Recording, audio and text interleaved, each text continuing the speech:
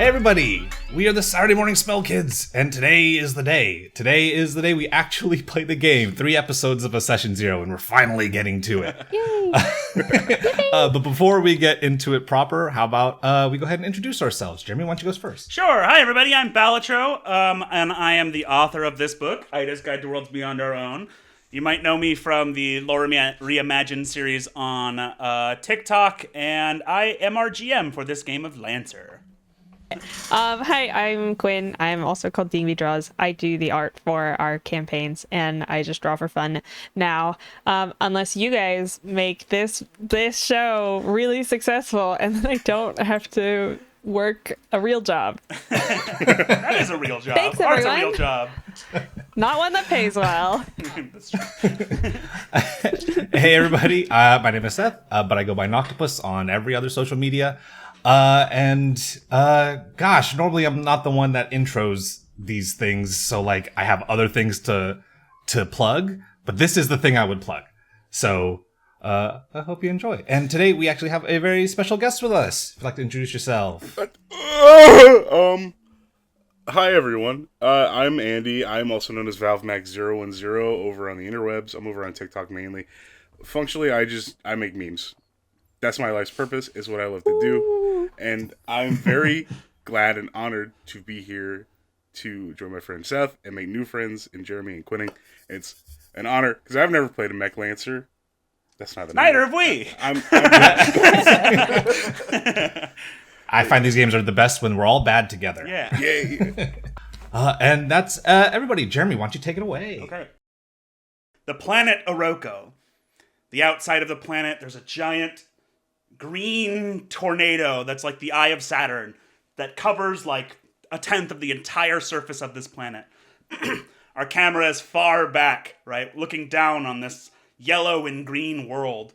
Definitely not Earth. Very, very different.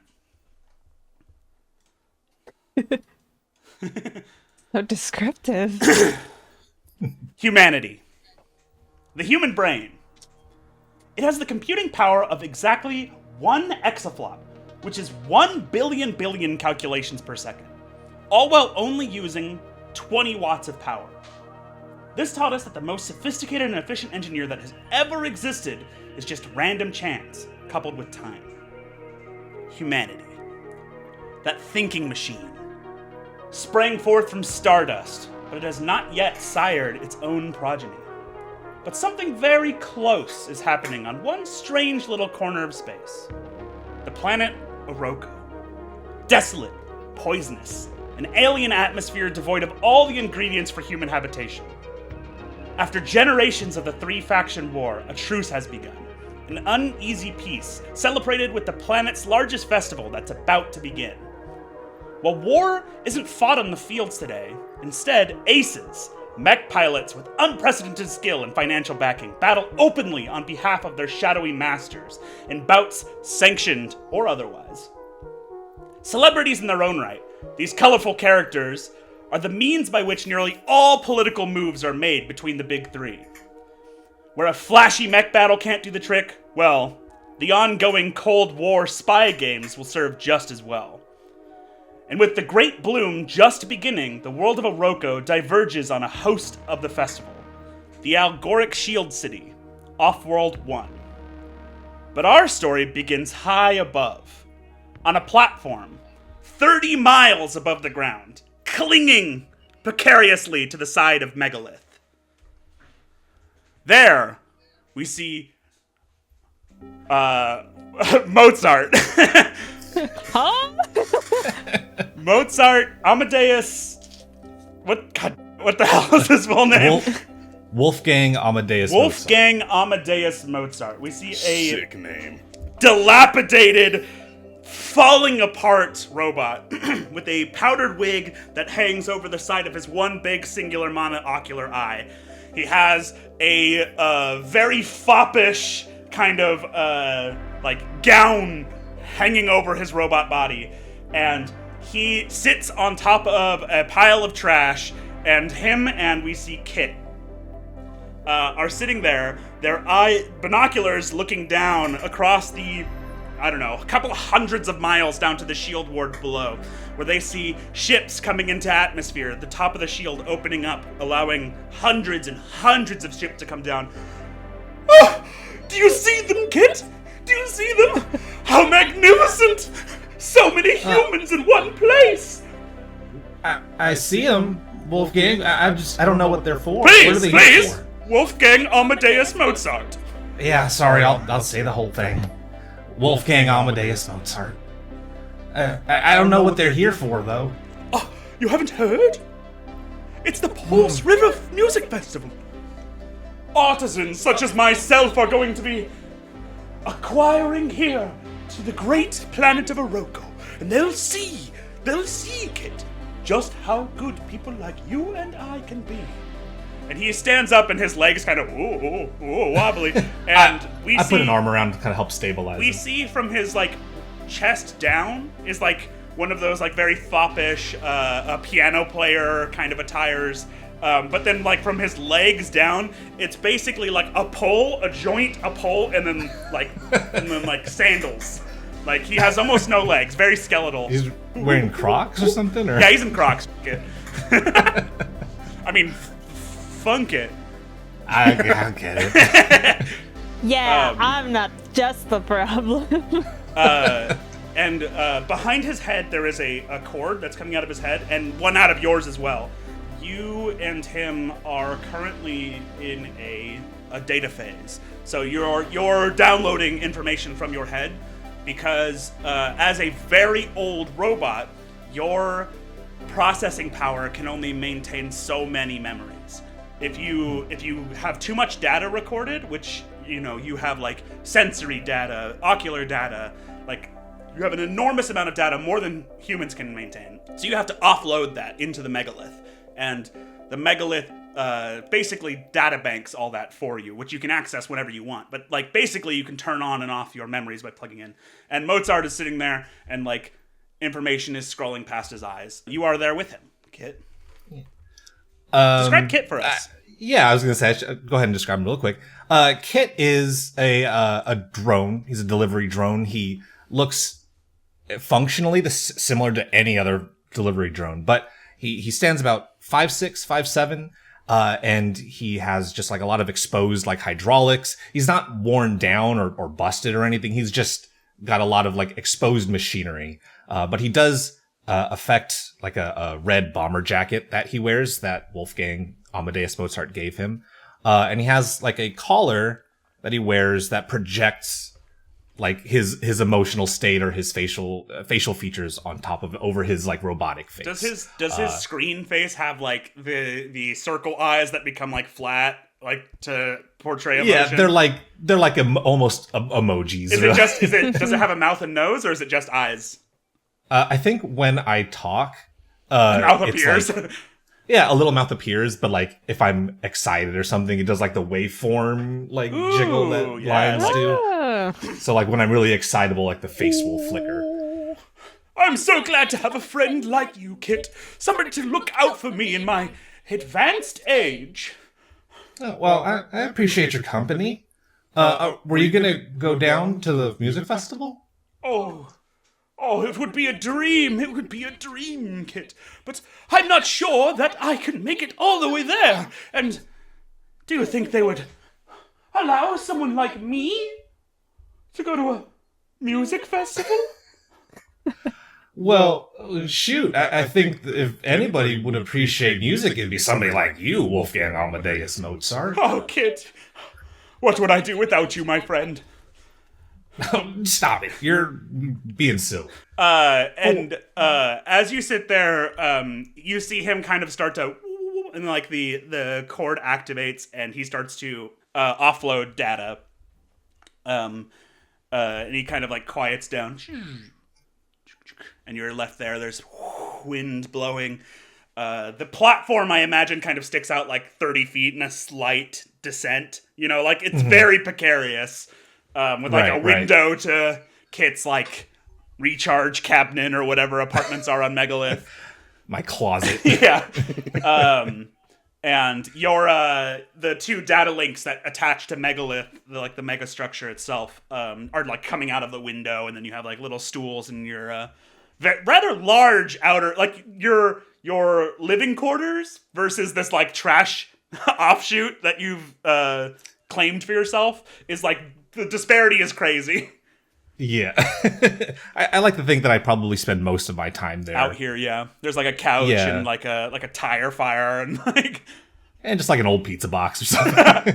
just keep Like, it I around didn't for eat it, it's ambiance. Yeah, it's aesthetic. It's an aesthetic pizza box. It's a vintage.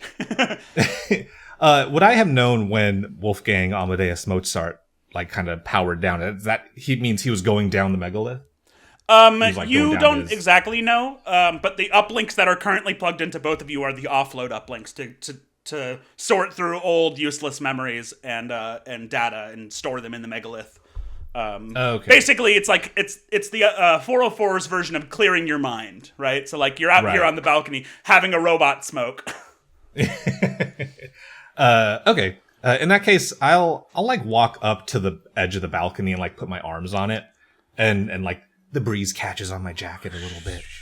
I just kind of look out at the big shield and all the ships, like, wow, music festival. A message appears in your data center in your mind that says, "Found valueless memory. Would you like to replay before departing?" Yeah, sure. And like a smash zoom, Kit, your perception kind of closes in on itself as all your ocular sensors shut down, and Kit, you find yourself suddenly in a hallway. Long metal hallway, very clean. Tiny robots kind of scooch along the ground, polishing the floor. Humans walking around on their data pads. I don't know what happened. It seems to have happened everywhere. We can't get it up. Everything's shutting down. Kit, this is your earliest memory. Suddenly, boom, lights appear on, the power, and backup power turns on. The hallway turns red. All around you, you're inside of a tank. All around you, the doors open up. And thousands of other kits, exact same drone model as you, kind of like step out and look around looking confused. I probably would follow suit. A sudden like rush of energy floods over the top of you as your internal servos get just completely overloaded with excess power. The walls shake and all of the other drones kind of stagger at this exact same thing. The humans look like stunned. One of them pulls out a blaster and like holds it up. Why are the drones activating? We've been hacked. And he aims it at one of them that like steps forward and like goes towards their face to touch them. And he pulls the trigger and the blaster doesn't activate. I'll pop out of my pod also. It doesn't look like he's hurting us, so. On the other side of the room, 3 more larger pods open up, and security drones come out. They look very similar to you, but they have much more like rounder exoskeletons and weapons built into them. One of them steps out, and it has a big 4 on its chest, like and kind of a glow, and it grabs the gun. You are being detained. Do not resist. Another one steps out, looks around, has a 5. Stand down. Security activated. Automated security activated. Automated. No threats detected. Automated security. Yeah. I'm just like also doing it. I don't want to stand out nothing, so I'll just kind of just say what they're saying. One steps forward and puts a hand on your shoulder, and it like grips, and it's like crazy tight, and like, and you like feel it like bending the metal of your shoulder, and it has a big 6 on it. Stand down. Automated security has this situation under control. Okie dokie. Okie dokie. Just kind of try to step out of his way, like crumpled shoulder. Yeah, he like takes like a chunk out, and then like opens his hands and looks at his hands, and you actually can see like on they don't have facial expressions, but like it's like scanning the chunk,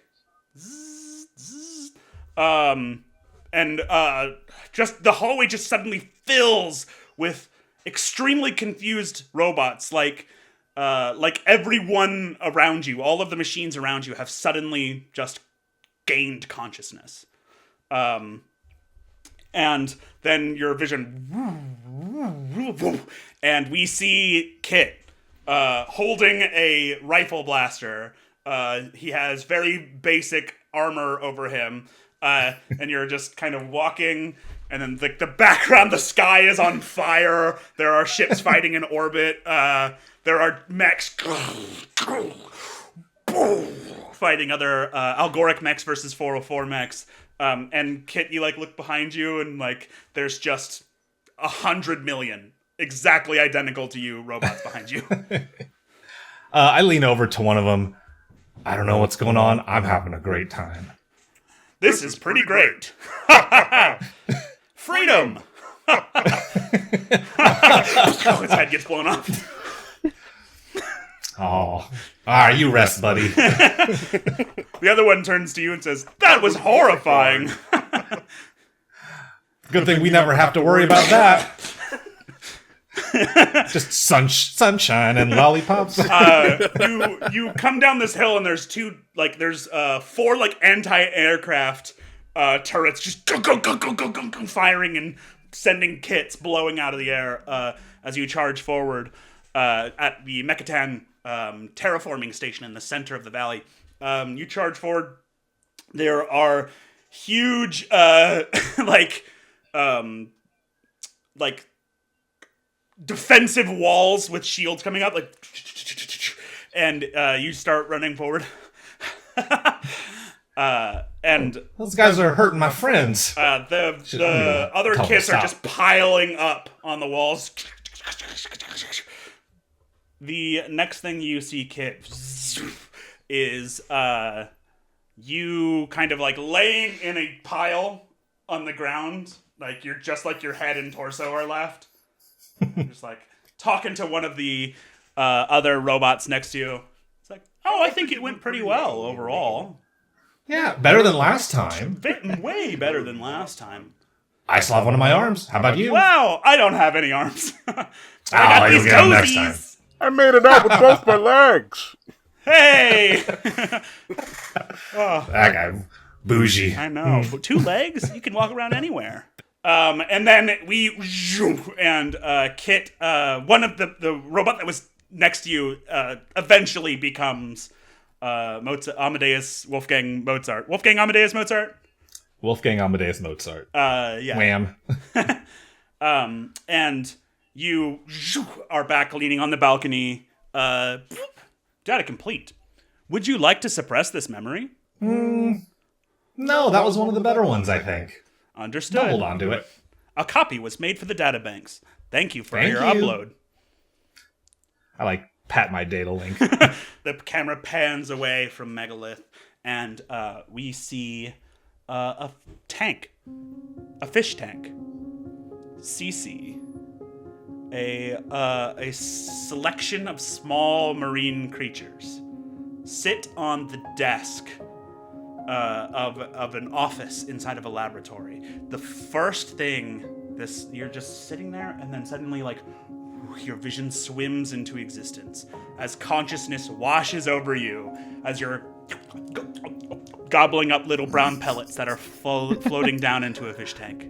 I'm gonna clip that. Please. I didn't want to say it, but Chat, clip that. We've upgraded the milligrams up to 1,500 milligrams. So far, no results, no reactions, no signs of progress.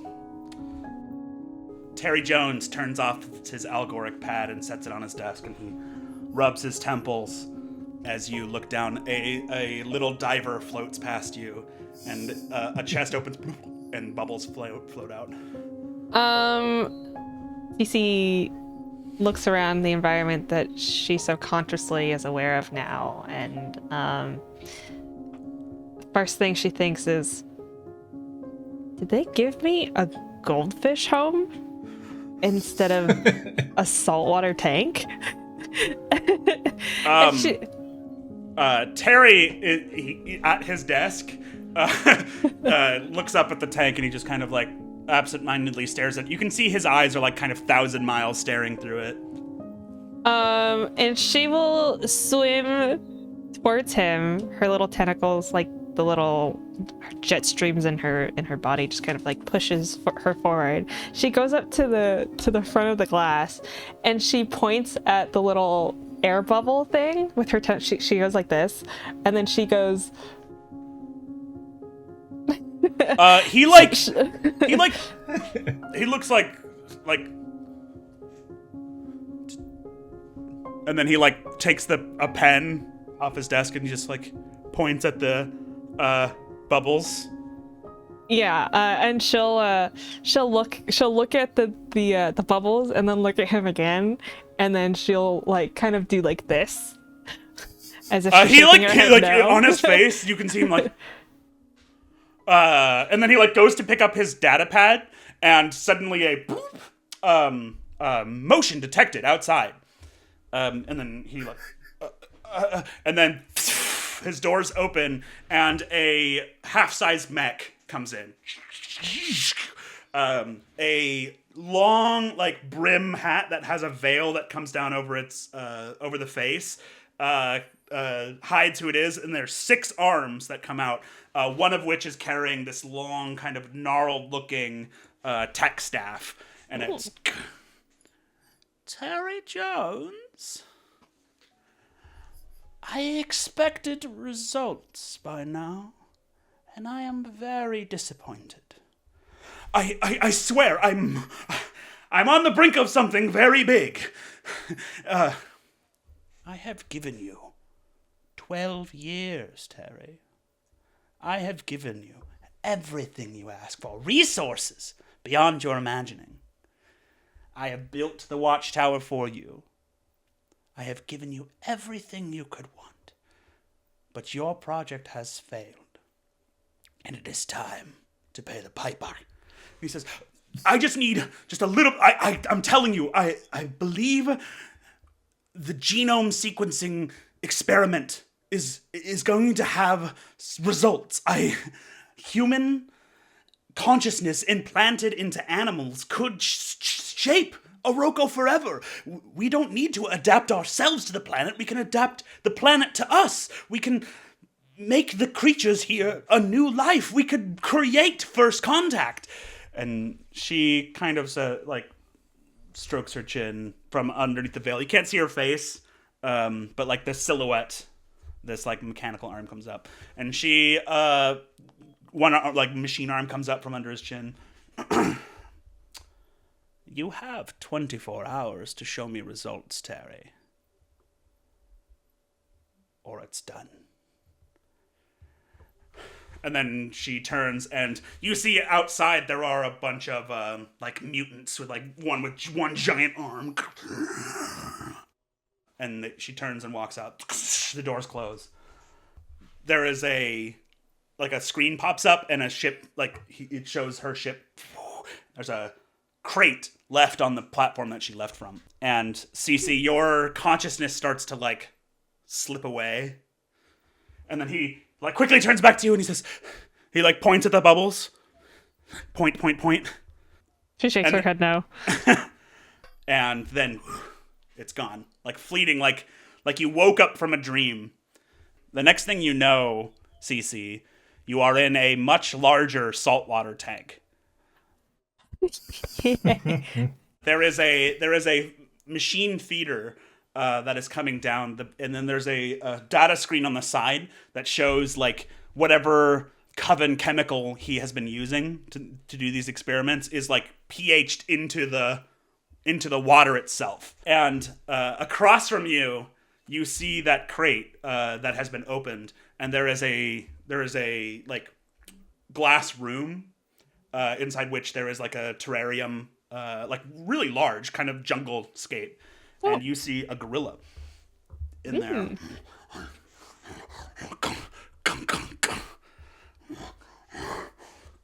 Moving around. And it's got these big tusks that come out. I do a little tentacle like, hello.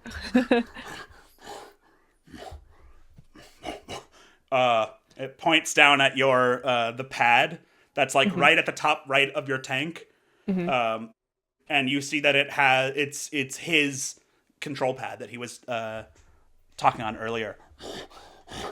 She'll swim up to it. She'll swim up to it and like take a gander at what it is. You pop up out of the water, your little eyes, and you see these Real like Finding Nemo. you see these these hieroglyphs, some kind of script that seems to be changing. There are touchable buttons and like hologram. None of it means anything to you. This is your second memory ever. And the gorilla. She'll kind of look, and it'll be like a solid like 45 seconds of her just watching this gorilla, and she'll do like a mental like, what could go wrong? And she'll stick her head up and she'll just start pressing all the The next thing you hear is yeah, and the entire society like you when you look up, you like peer over and you're tap, and then the pad kind of scooch and then falls onto the ground outside of your tank, and you look kind of this way and look this way, and it's just like 100 feet in both directions of cells that all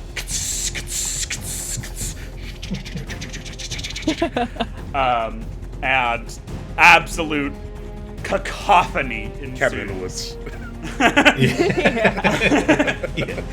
Full on. The gorilla swings out and starts just raining havoc in this place. Algoric soldiers start coming out, and then just grabs their heads. Yeah. Shoulders open a blast door that's closing. In this moment, Cece's like pressed up to the glass, like, wow, this is awesome. Cece, the bulk of the fall of the watchtower for you is that, right? You're pressed up to a glass. All of these other experiments of Terry Jones are all around you and are getting free, but you are trapped in your tank. And I think you don't know what a cuttlefish is. Like, this is your first thought, right? But when you climb out, like, after you, I don't know, they have gills, I assume? After you get past your gills, it's like... Yeah. Like, and I dip back in. Yeah. She's kind of pacing back and forth in her tank, kind of blasters. hoping... Yeah, if she sees, like, one of the other mutants, like, run past her, she's kind of like... It takes hours, and it's insufferable. Like, freedom is reigning in this laboratory, but you are trapped in your tank. And, like, after the second hour of, like, trying to get the attention of anything that runs by, the little diver floats up.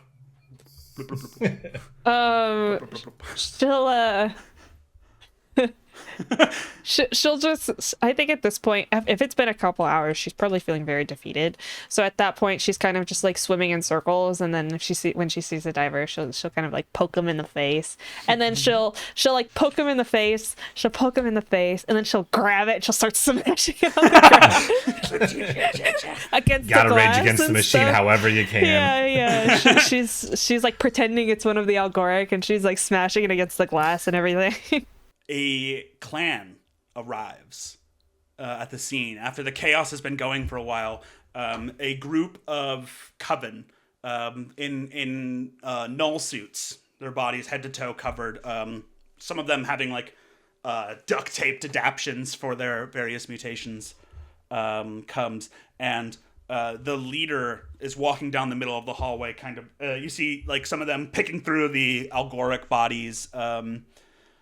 pulling things off of the wall, pulling the copper out of this laboratory, and you see the prophets for the first time. They are a group of coven, and they all have these like triangles painted over their eyes, like a diamond shape like this. And one of them has a diamond painted in the middle of their forehead like this, and they seem to be the leader. And they are coming by, and one of the leader, she walks up and she picks up the data pad. We found it. This place is ours. Belongs to the prophets now. Ah! Round up these creatures.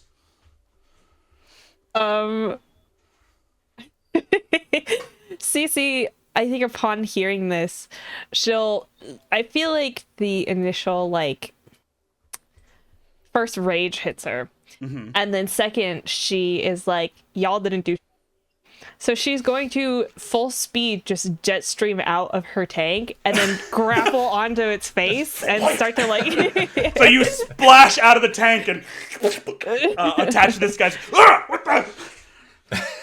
And because cuttlefish don't have tongues, it's just going to be incomprehensible squeaking, or as much as a cuttlefish can squeak.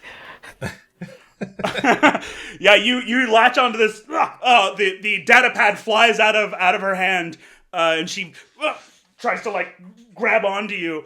Another member, this one, they only have one arm, and their jaw kind of hangs down into this really big square shape with like shark fangs on the bottom that kind of stick out like this. Tries to like grab on and rip you off, and as you're fighting, it's like you're choking them, and like they can't pull you off. Yeah, and I'm like, I don't know how much a mutant hybrid cuttlefish how strong one would be, but I have 10 tentacles, so I'm gonna stick 2 of them in its mouth and I'm gonna try and give him a Joker smile. I think you're deceptively strong. Like your tentacles are much stronger than one would expect. They fall on the ground and like rolling around. The other one, tank, get this thing off of me! Get this damn thing off of the tank! So this guy is like trying to pull you up. It's not coming off, boss. And then there is a pause, and then the guy goes flying down the hallway. A gorilla hanging from one of the rafters. It's like thumbed foot slams this guy in the back and grabs the leader and lifts her up and scoops up the data pad and pulls her. Me, Lola. Me thinking. Punches her in the stomach, and they fly down the hallway, and she picks you up. Little fish, help Lola.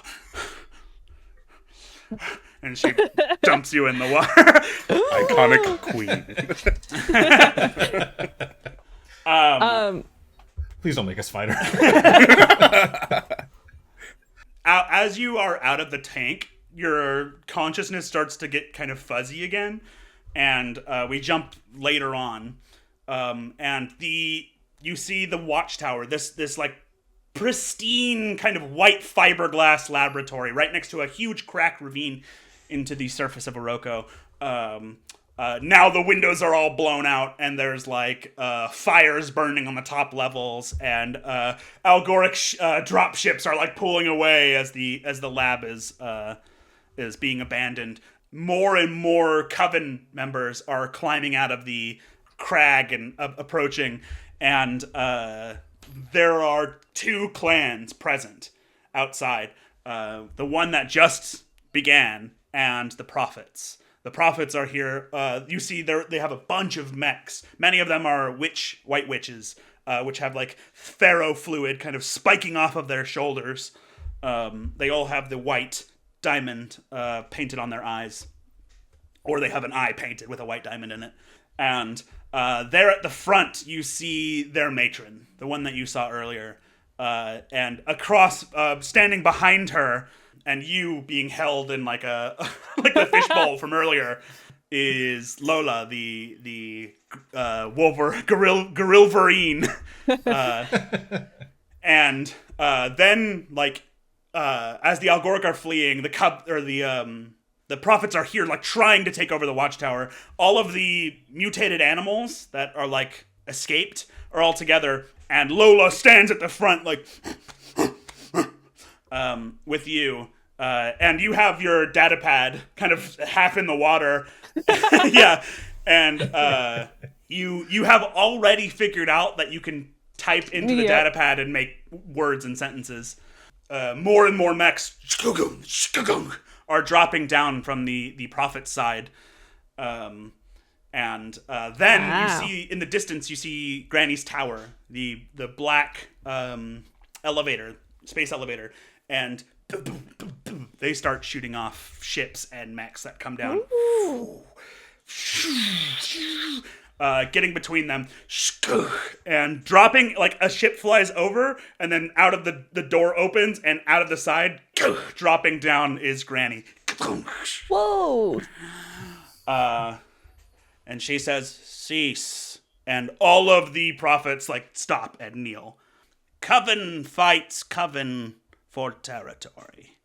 This is the way it has been and will be. Her voice amplified out to everyone.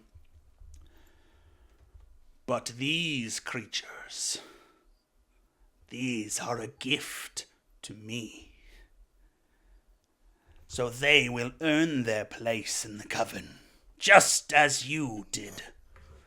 And the mech, like the biggest mech of them, steps forward, and the door opens, and inside is the old woman whose face you attach to. And she jumps down and pulls a Bowie knife off. It says, "Then I will face their matron." And Lola steps forward. "Me think." Granny stands between them, and she says, "So shall it be." And in a incredible display of swiftness and violence, before Granny even finishes lifting her tech staff up, Lola charges forward, knuckle over knuckle, and boom, barrels down, the Bowie knife stabbing her right in the eye. And the gorilla just, like, a person versus a gorilla, we know what happens. And it is in a incredible display of violence, immediately defeats her. And Granny turns and says, "Your clan territory, the watchtower belongs to you." And that is where we start to pan back up. CC just goes, beep, boop, bap, beep. GG, easy. Get ratioed. The next thing we see, let's see. We are in the Algoric Off-World 1 station. Above, the glittering teal shield worlds protect. The acid rain splashes and slides down the sides. Among the streets, dressed in their school uniforms, with their data pads, their child data pads attached to their wrists, we see 50 children, all of whom are standing at the front of a podium, all, like, looking prim and proper. We see a stand over here with all their parents on the sides. All of them, like, perfectly still, standing in formation, and they're kind of in the middle of the pack. We see Zaccheus. Zaccheus, the Algoric speaker, steps forward. "You have been chosen, the elite among our exam program. You will represent the Algoric. You are the future of Oroko, and it is my honor to grant you passage onto the Off-World 1's pilot exam off-world training station. You and your companions will be visiting our satellite planet and spending the next 10 years studying to become License 5 Algoric pilots. And then their parents, yeah. And one of them, our valedictorian of the 3rd grade graduating class, has some words to say to everyone to inspire you as you leave the planet. And they hold a hand out and they walk you forward. What does Zaccheus look like when he's in 3rd grade? Wow, I did not think about this. I think he's just like a normal kind of like average, maybe a little bit chubbier than your average kid, but like still very, very well within, like not unhealthy or anything. I'm imagining he's got the combed over hair. He's perfectly combed over hair, like the classic 50s kid that you think of. Yeah, like with the cute little freckles and the rosy cheeks, like beaming with pride and joy at getting closer to his dream. Just like walking up to the stage, like he's got his backpack on. It's probably got like a picture of like one of the cool like Algoric like aces on the back of it, and like he just like walks up and he's all happy, and and the teacher kind of kneels down to you. Now, Zaccheus, you remember to have prepared your speech. We're really looking forward to what you become. You're going to be the best that the Algoric has ever produced. 3rd grade. Yeah, they're children. I won't let you down. That's right. All right. And he lifts you up and sets you on like a box on the podium.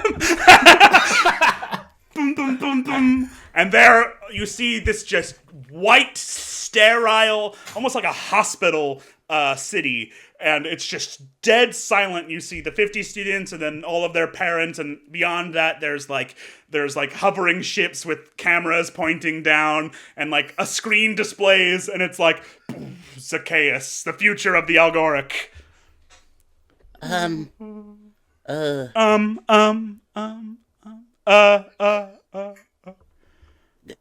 Good morning, everybody. Well, my name's Zaccheus, and I'm in 3rd grade, or I was. I just graduated, and me and my fellow graduates here, that's Sean right over there, and that's Titus. Those are my 2 best friends, and we're going to become the next greatest aces for the Algorics, and we look forward to protecting y'all, and just thank you so much for the education, and y'all look real nice today, and my favorite ace, and he just starts the like teacher, all right, that's enough, Zaccheus. Steps up. That's right, these young men are going to be the future of the Algoric, and they're going to lead us into a brighter tomorrow, and we are going to terraform Morocco, and we are going to turn this planet into a new Earth. Yeah! Yay! Zaccheus, the next thing that you remember is walking up the platform. There's like an escalator-like thing going into this rocket. All of your students behind you. What'd you say? Titus and what was the other one? Titus and Sean. Titus and Sean. Literally off the dome. That's fine. Titus and Sean are right next to you. Wow, this is it. Zaccheus. Titus pushes his glasses up. We're really doing it. We're gonna be aces. I know. Wait, what mech are you gonna fly? Between you and me, I think I'm gonna do a GMS Everest. Oh, I was gonna start with one too. I wanted to go up to something else eventually, but I don't know. That's also a good one to start with. I hear that you can take the GMS Everest all the way to license level 12, and it's good the whole time. That's so cool. What about you? And we just are like ribbing the whole time up there. We jump to 10 years later. Yep.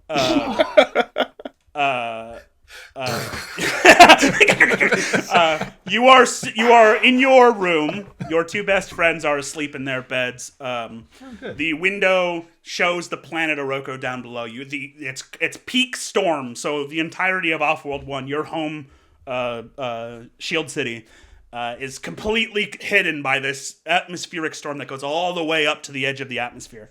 And you're kind of sitting there. You're looking a little more worn. And you look down at your data pad. You've updated 4 or 5 times now that you're in your teens, and you have a very advanced data pad, and you see your grades pop up. Every hour they send you another update on your current algoric standings. Oh my god. And yours, it says top of your class. The best that this school has produced is what they're predicting. And you see that they have just updated so that yours has become the metric by which your Sean and Titus are being measured by. And that your room is now being graded on a curve, and they are being like shown to be like way poorer performers because you are performing so well.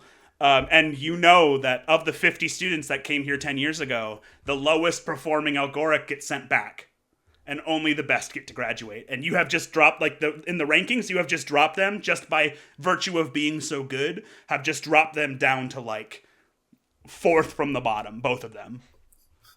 And that pops up on your screen. It's bad school.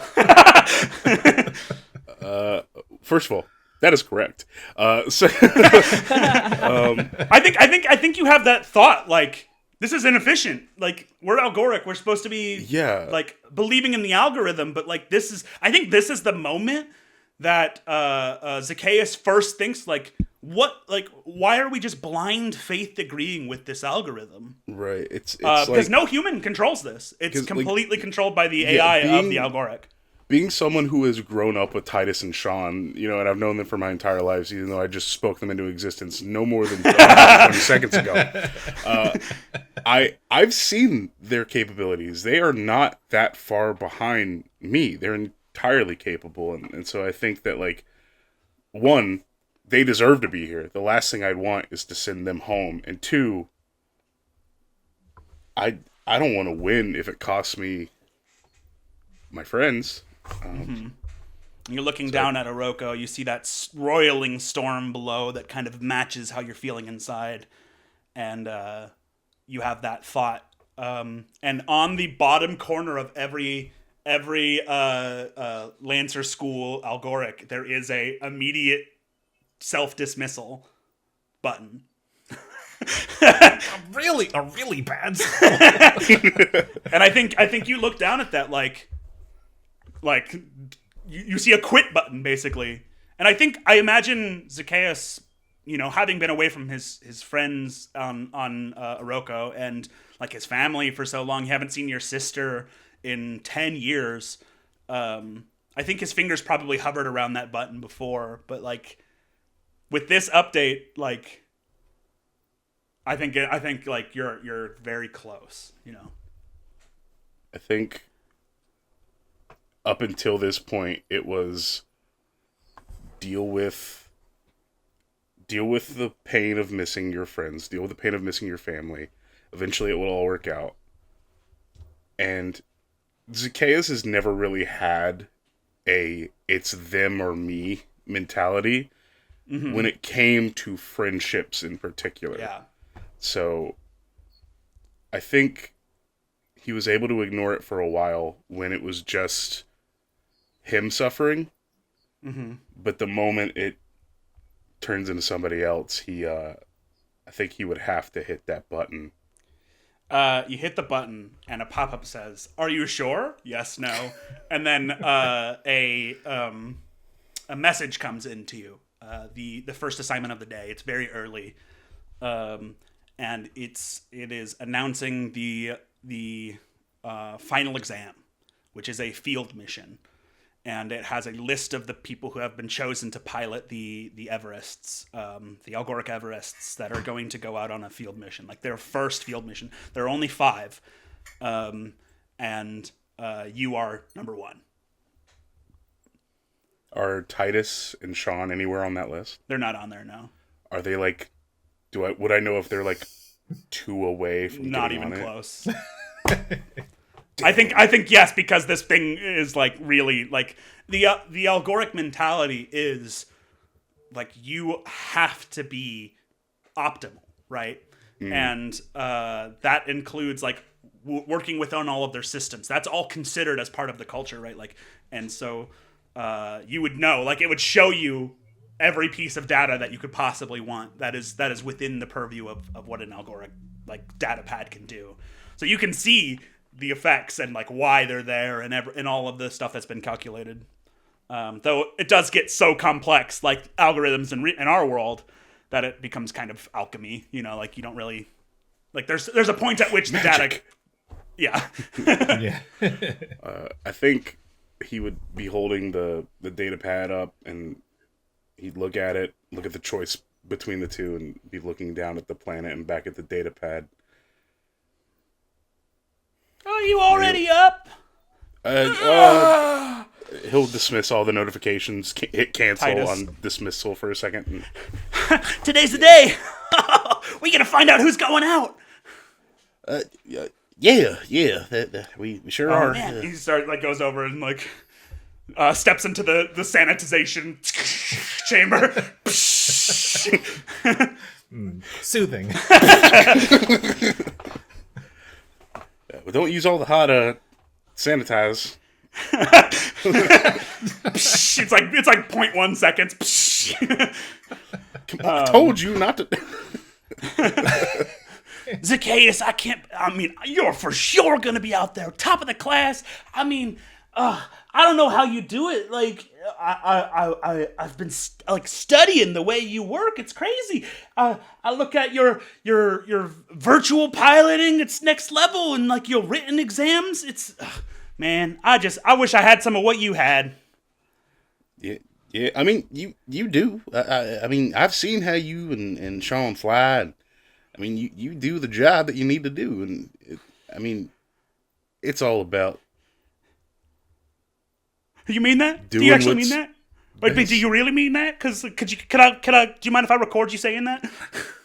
All right. I know that I think that you're amazing. You don't need to get physical proof of me saying that. I just want to make sure I submit it to the algorithm so that that's factored into the data.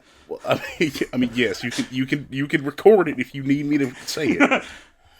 Well, I'll meet you out there, I guess. Yeah, I'll meet you in the lunchroom or the breakfast room, I guess. I'm just so nervous. And he heads out. Sean is glasses on his nose. I'll go over to Sean. His data pad is next to him, and it's like boing, boing, boing, boing. 7 tasks missed, 8 tasks missed, 9 tasks missed. I'll take his glasses and put them on his face, right, and then shake his head Sort of like a noogie and say, "Hey, buddy, get up! You're gonna miss all your tasks for the day." Oh my god, Zaccheus! I had such a bad dream. I had a dream that I didn't make it onto the top 5. That's awful. Oh, No. That sounds. Don't worry, man. You're gonna. Oh, I gotta sanitize! And he hops out of bed. Oh, golly! Wouldn't you know it? I gotta catch up on I got something in here. How about you guys go to the mess hall? I will catch up with you. We cut to the age of 18. Zaccheus, you're back on Oroko. You are in the subops. These huge modular buildings that look like moon domes. You know, they have the algoric kind of teal covers over the top of them, and then there's a tungsten layer underneath. And the oldest among them have been so corroded away that it's just tungsten domes. And modular buildings that look like Lego blocks all stuck together outside of the shield. You pull your head away, you wipe sweat, and you look down at your old rust bucket all-terrain vehicle that. And you just think how much better it would be if you could just get your goddamn hands on one of those fusion reactors to stick in here. Yep. Behind us, as we pan out, we see Zaccheus, now much older, after having left the academy. What does he look like now? I think at 18, he would be kind of coming into his full adult shape. So closer to just kind of having the big presence He's got a little bit more of a belly because ever since he is out of the academy, he hasn't really cared about maintaining PT as much. He's kind of just wearing like a pair of like dark blue overalls that are all dust covered, grease covered, and a basic t-shirt with a trucker hat, and he's got that thin like kind of like stubble. It's in that real awkward face when you're first starting to grow facial hair, but it's not fully like thicked out yet. So he's trying it, but it's not quite there yet. We see sitting on next to your radio and your space Bud Lights. There is a small. There is a what's called a casket, which contains a NHP, a non-human person, an AI, and the casket is just like it's like the size of a beach ball, and it's plugged into the radio, which is blasting Space Leonard Skinner. And you hear a scratchy voice come through. If you would just listen to me, Shug, you'd get this thing rolling. Dolly, I've told you, I've tried, alright? There's no piles around here that have the parts I need. Well, why don't you start looking more deep down there in the good stuff? Dude, you got algoric guards guarding that stuff all the time. Oh, when have they ever been a problem for you before? Since Now, I I'm gained about telling 4 you, pounds. you plug me into anything, and I'll get you in and get you out lickety-split. 2 shakes of a leopard lion's ass. You're gonna get me in Zaccheus, trouble. the last few years since you left the academy have been just a cascade of failures. It's been non-stop disappointment. Like every opportunity, the world was in your hands, and every opportunity since then, since you were deemed sub-op after leaving the academy, your data pad is read every day. Every single task is missed. And you were very politely escorted out of the Shield Dome, out of the main city, and into the sub-ops. Quote And unquote politely. politely, yes. But the one good thing that happened to you was a woman. A person came to you and saw past your data. And the problem was she was just 0% efficiency sub-op. And together, around now, you had started a life together, living out here in the sub-ops. And though what happened to her remains a mystery to us, the viewer, she gave you the best thing that ever happened to you, which was little Annabelle Lee. Mm-hmm. And from then on, everything for you changed, right? Like, you saw something else other than that data pad. You saw this little girl, right? It's my little lug nut. Little lug nut. Aww, that's so cute. And you and Dolly have scraped together a living, and you managed to get your sister, who has been housing you, a license to run a shop, an operation outside of Algoric's Shield Dome, which is, there's not a lot. Technically, all business done outside of the dome is considered illegal in black market. Yeah, they don't know that. You got special permission, and so she is a sailor. She's a sailor of fine fuels and accoutrement, but really it's a diner, little greasy spoon diner. And as we pan back, we see in the front seat of your all-terrain with its big, huge wheels, like 10 feet up off the ground, we see Annabelle Lee. Beep, beep, beep, meow, meow, meow. I'm an ace pilot. Are you having fun, lug nut? Yeah. Dolly, make it shoot a missile. We cut to some time later. How old, when our adventure begins, would you say that Zaccheus is? Like, how far in the future from this point?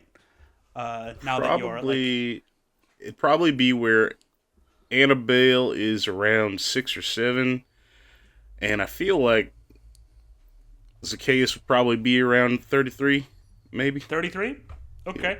So it's been a while, and I think in that time, hidden in a one of the modular dome buildings that has been completely dissolved by the acid rains, of which, like, at the edge of the further out you get from the Algoric and the closer into the scrap heaps that make the edge of the dome, there are lots of those, like established buildings from groundbreaking hundreds of years ago that have been abandoned because the acid rains have just dissolved them to the point of unuse. So there's all these, like, hangar-sized buildings out there that are, auto-printed, so they mean nothing to the Algoric, which gives you plenty of space to do things that maybe don't fit within the realm of the law. And you pull back like a one of those blue tarps, and we see inside, and we see this mech hanging off of hooks. Its metal arms kind of hanging. It's got like a goblin arm piece and an Everest side, and its head is entirely wrong, cobbled together, hanging there. A little drone floats next to you.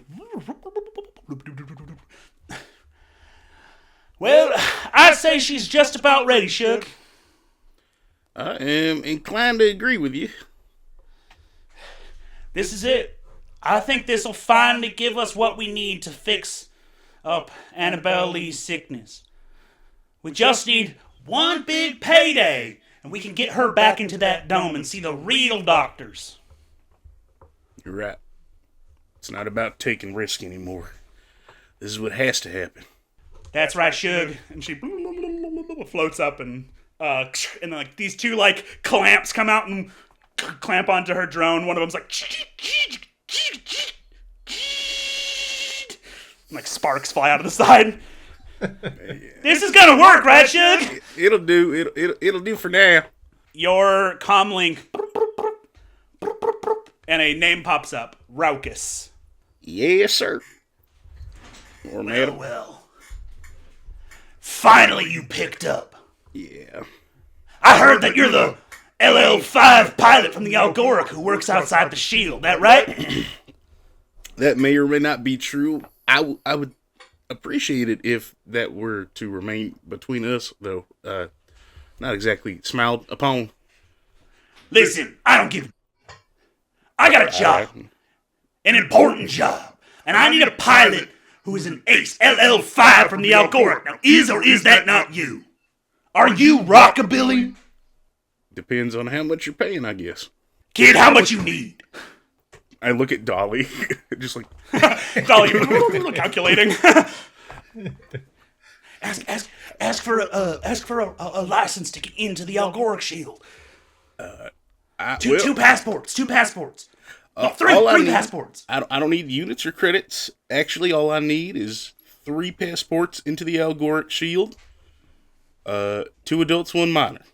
2 adults, 1 minor. Yeah. All right. Listen, here's the deal. I have a job, a very important job. Okay? I'm sure you've heard. I don't know why I'm Southern. Everyone's Southern. Sorry, hang on. Let me tweak my. I'm a 404. Let me tweak my accent. I don't know why I'm Southern.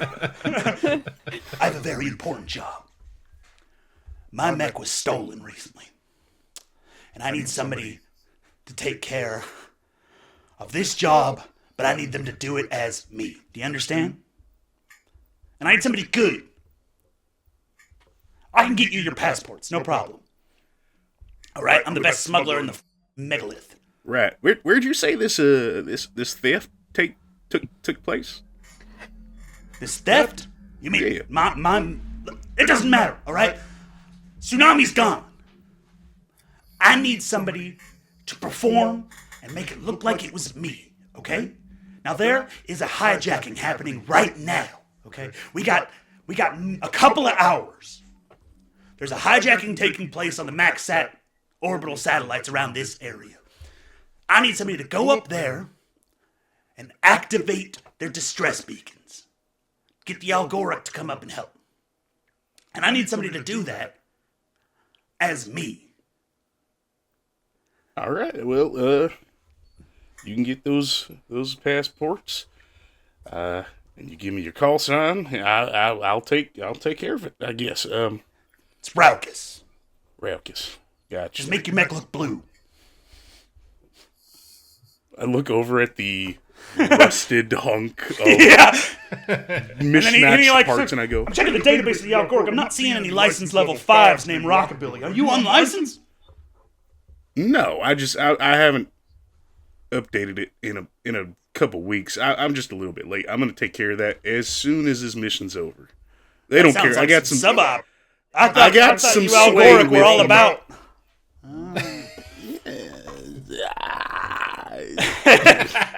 You want this done or not?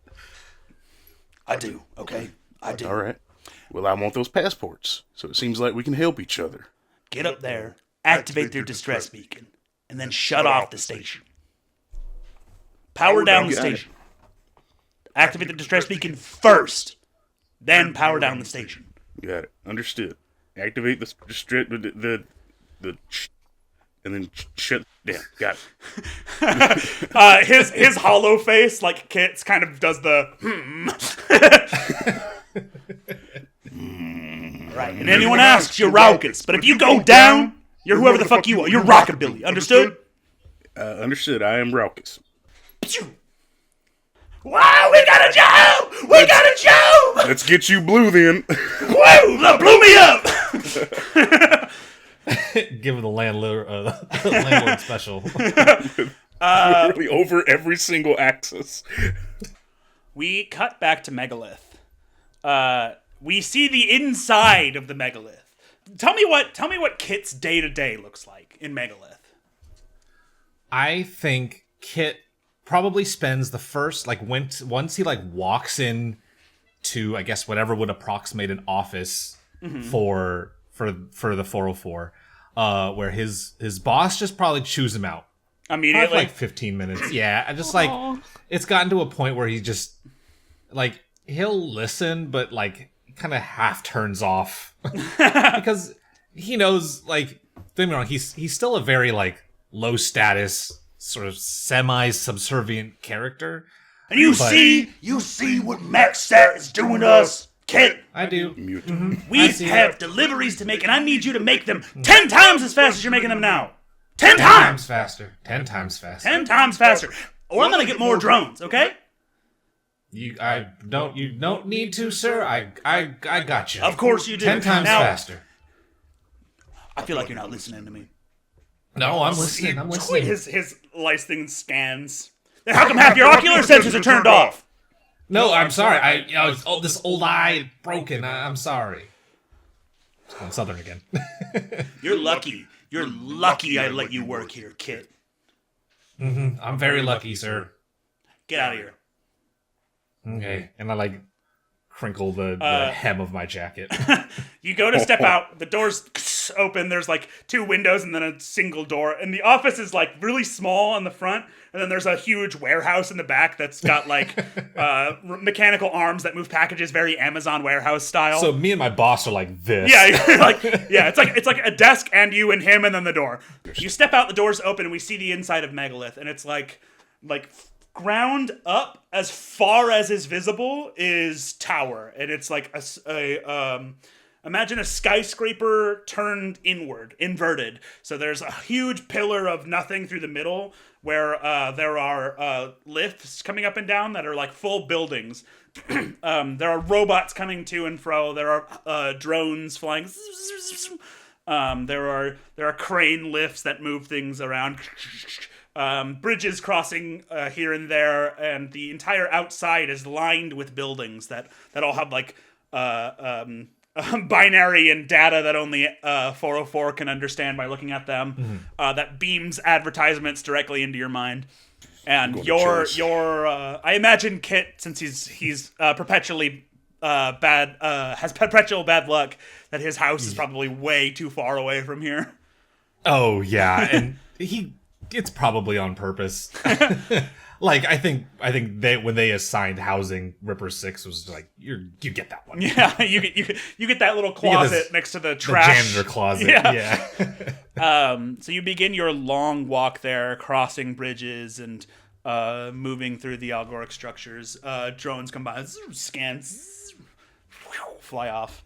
You step onto a lift, and it like locks around your waist, and you're just kind of like dangling like this. And you're being brought down multiple levels. You've seen the zip line, the videos where they go people Yeah, going down that zip line and it's a bunch of identical looking robots, but you're like getting slammed around. it's very. I imagine it very Wes Anderson. Like they're all kind of flopping I around. can imagine the glockenspiel now. Yeah. Going from like camera right, camera left, but there's just one that stands out in this like blue and gray with this bright red bomber jacket as he goes down to the next level and makes his way to the elevator. Kit, you do your long trek home and you finally get back into your like one closet sized apartment with its reinforced window that looks out on your 30-foot long balcony. You step inside. In on the balcony out in the trash heap where he usually is, you see Wolfgang Amadeus Mozart, who is essentially your roommate because he has nowhere else to go. Sitting there and kind of like, I'll activate the door protocol that slides that door open. oh, welcome back, Kit. Another wonderful day, I assume. Wolfie, do you go anywhere else? Oh, of course. I live a rich and full life, Kit. Doing what? Oh, you know. I've actually recently heard... Have you heard about this? Did you know that humans have bones that stick out of their bodies that they use to destroy organic matter, dump it down a pipe into a vat of acid? I think you're fibbing now. That doesn't sound I'm like telling you, possible. it's true. They have outside bones. You've been reading some of those periodicals again. He picks up a magazine. It's like a conspiracy theorist magazine Conspiracy Theories Weekly. about a race of people that are like over there. I was thinking maybe I could get a new set of legs and head down to the ground level. Well, you know, there's humans down there that come and visit. Where are you gonna get new legs? Oh, I don't know. I'm saving up. I mean, okay, that's gonna take some time. If you want, I can just carry you down there. Like a backpack. You would do that for me? You're my best friend, of course. Oh, Kit, what would I do without you? You stuck up here, I guess. I think so, yeah. All right, did you want to go now? Yeah, absolutely. Do I look okay? How's my wig? How is his wig? It's off kilter and Like $1 million. Ah, so you have been reading my articles. Humans once called money bucks. A page may have slipped by me. Okay, forget about it. I'm gonna rummage through our trash heap, see if there's anything that approximates rope. Yeah, I think you find some loose wire, some Like a jumper chain- cables. yes. It's like, oh, were these yours, Wolfgang? Oh, I was saving them for a special day. Well, I guess that's today. You get a Grandma's page waist. bloop, bloop, bloop, bloop, bloop, bloop, bloop, bloop, on your comm. Poke my eyeball. Kit, it's 6. I need you back at the office. Oh, my You're doing overtime tonight. the servo motors in my shoulders sag. Oh boy! Wolfie, I'm sorry. Oh I got no, caught in Kit! the It wasn't that office. rapscallion Ripper 6. Hey, you can't call him. He's a war He hero. is a right tarnished troubadour, and I would not see him play even a single note in my concerto. Well, I'm assuming that all Not those even the things you said- triangle. Damn. I assume all that you said was real mean. But you know, he's beloved in all the megalith. He won the revolution. You know, didn't you hear about all the stories? Yes, I've heard the stories, Kit. I've heard the stories. The hero of Macatan Station. Oh, hold on, your voice box. Sorry. La, la, la, la, la, la, la, la.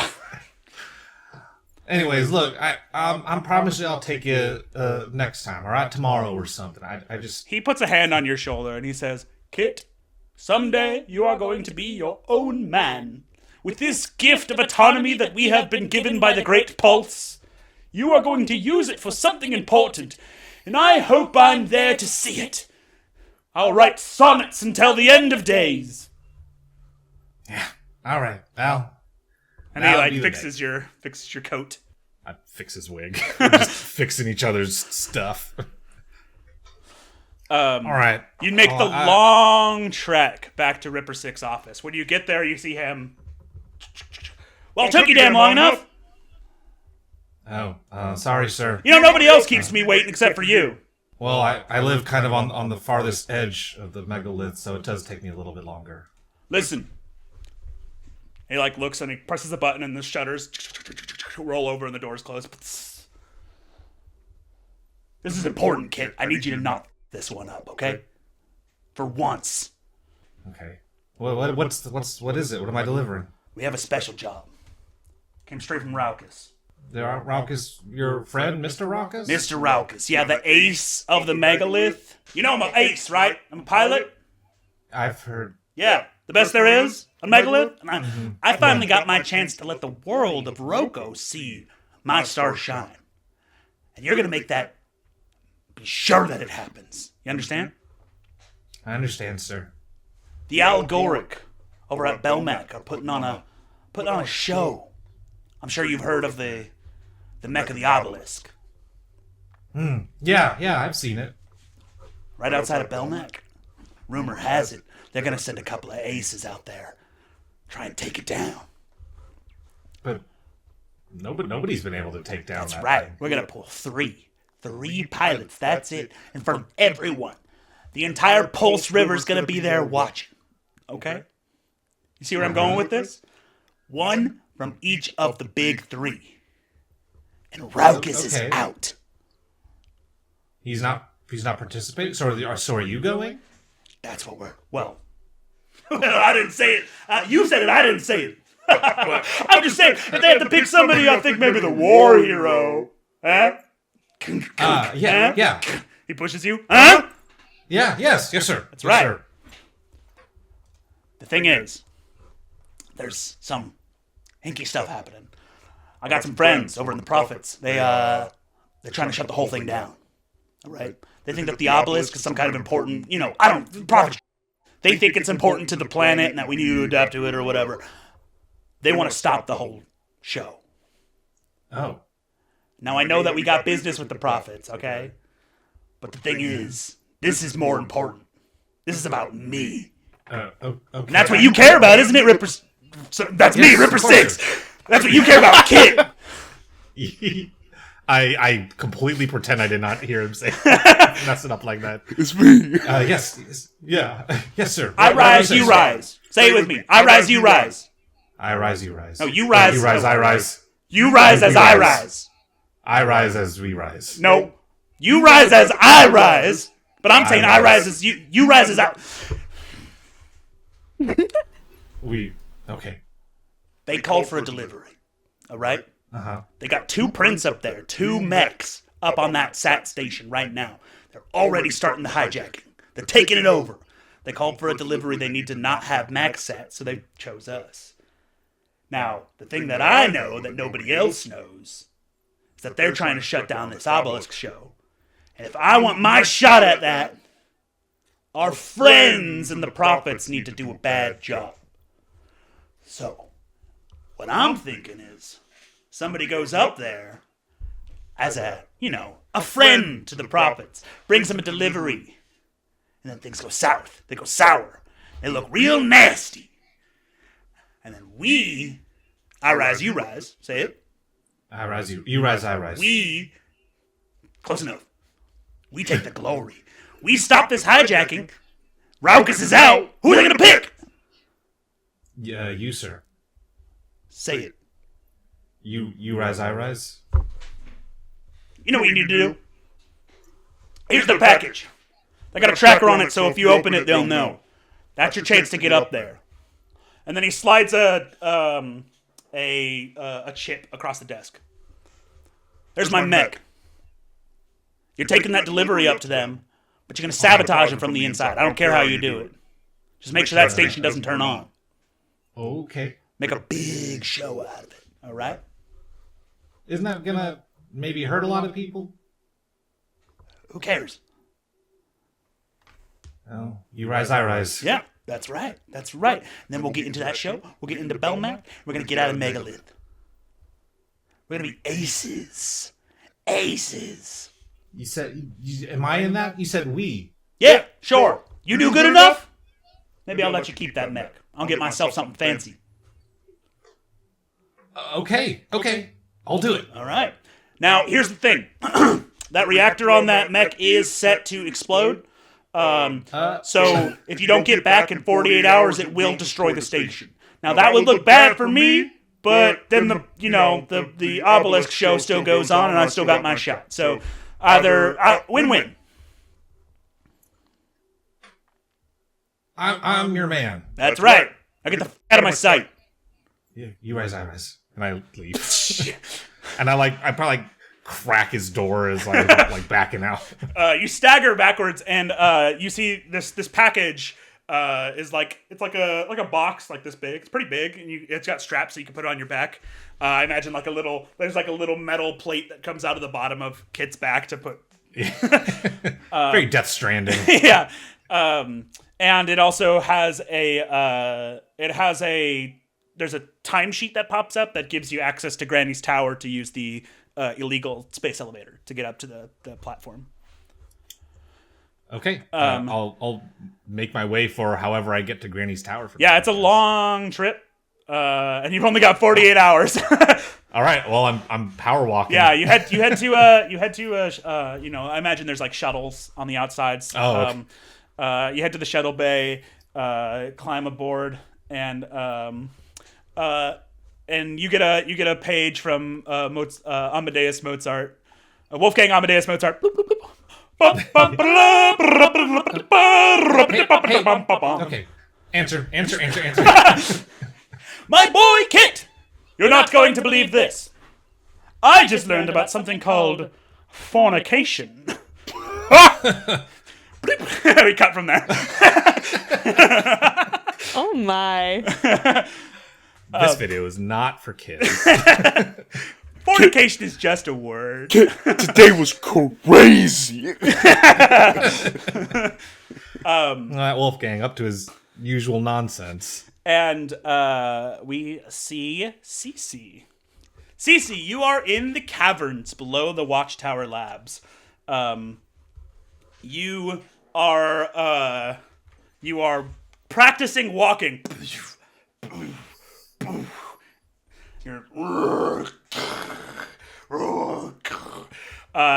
Your big metal robot legs finally obeying your steps as you control the platform in the body that you stole.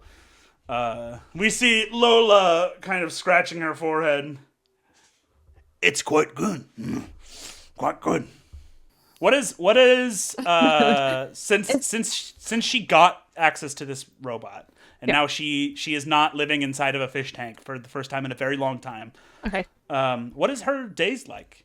We'll say this is sometime after you stole Raucus's body. Right. So is she in Tsunami or is she in Raucus's body? She's in Raucus's body. So Okay. I imagine the camera sees like these huge robot legs and it pans out and you're just like 4'5". Okay.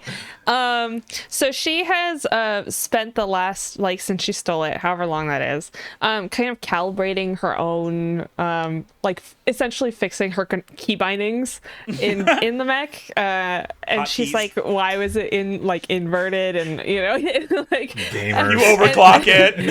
Yeah. You're in his BIOS. I fixed it. Yeah, I fixed his BIOS, everything, and then, the voice that comes out is like an automated voice, but it sounds kind of like three voices in one that have been kind of combobulated to speak. And she goes, "Yeah, this body suits me quite well."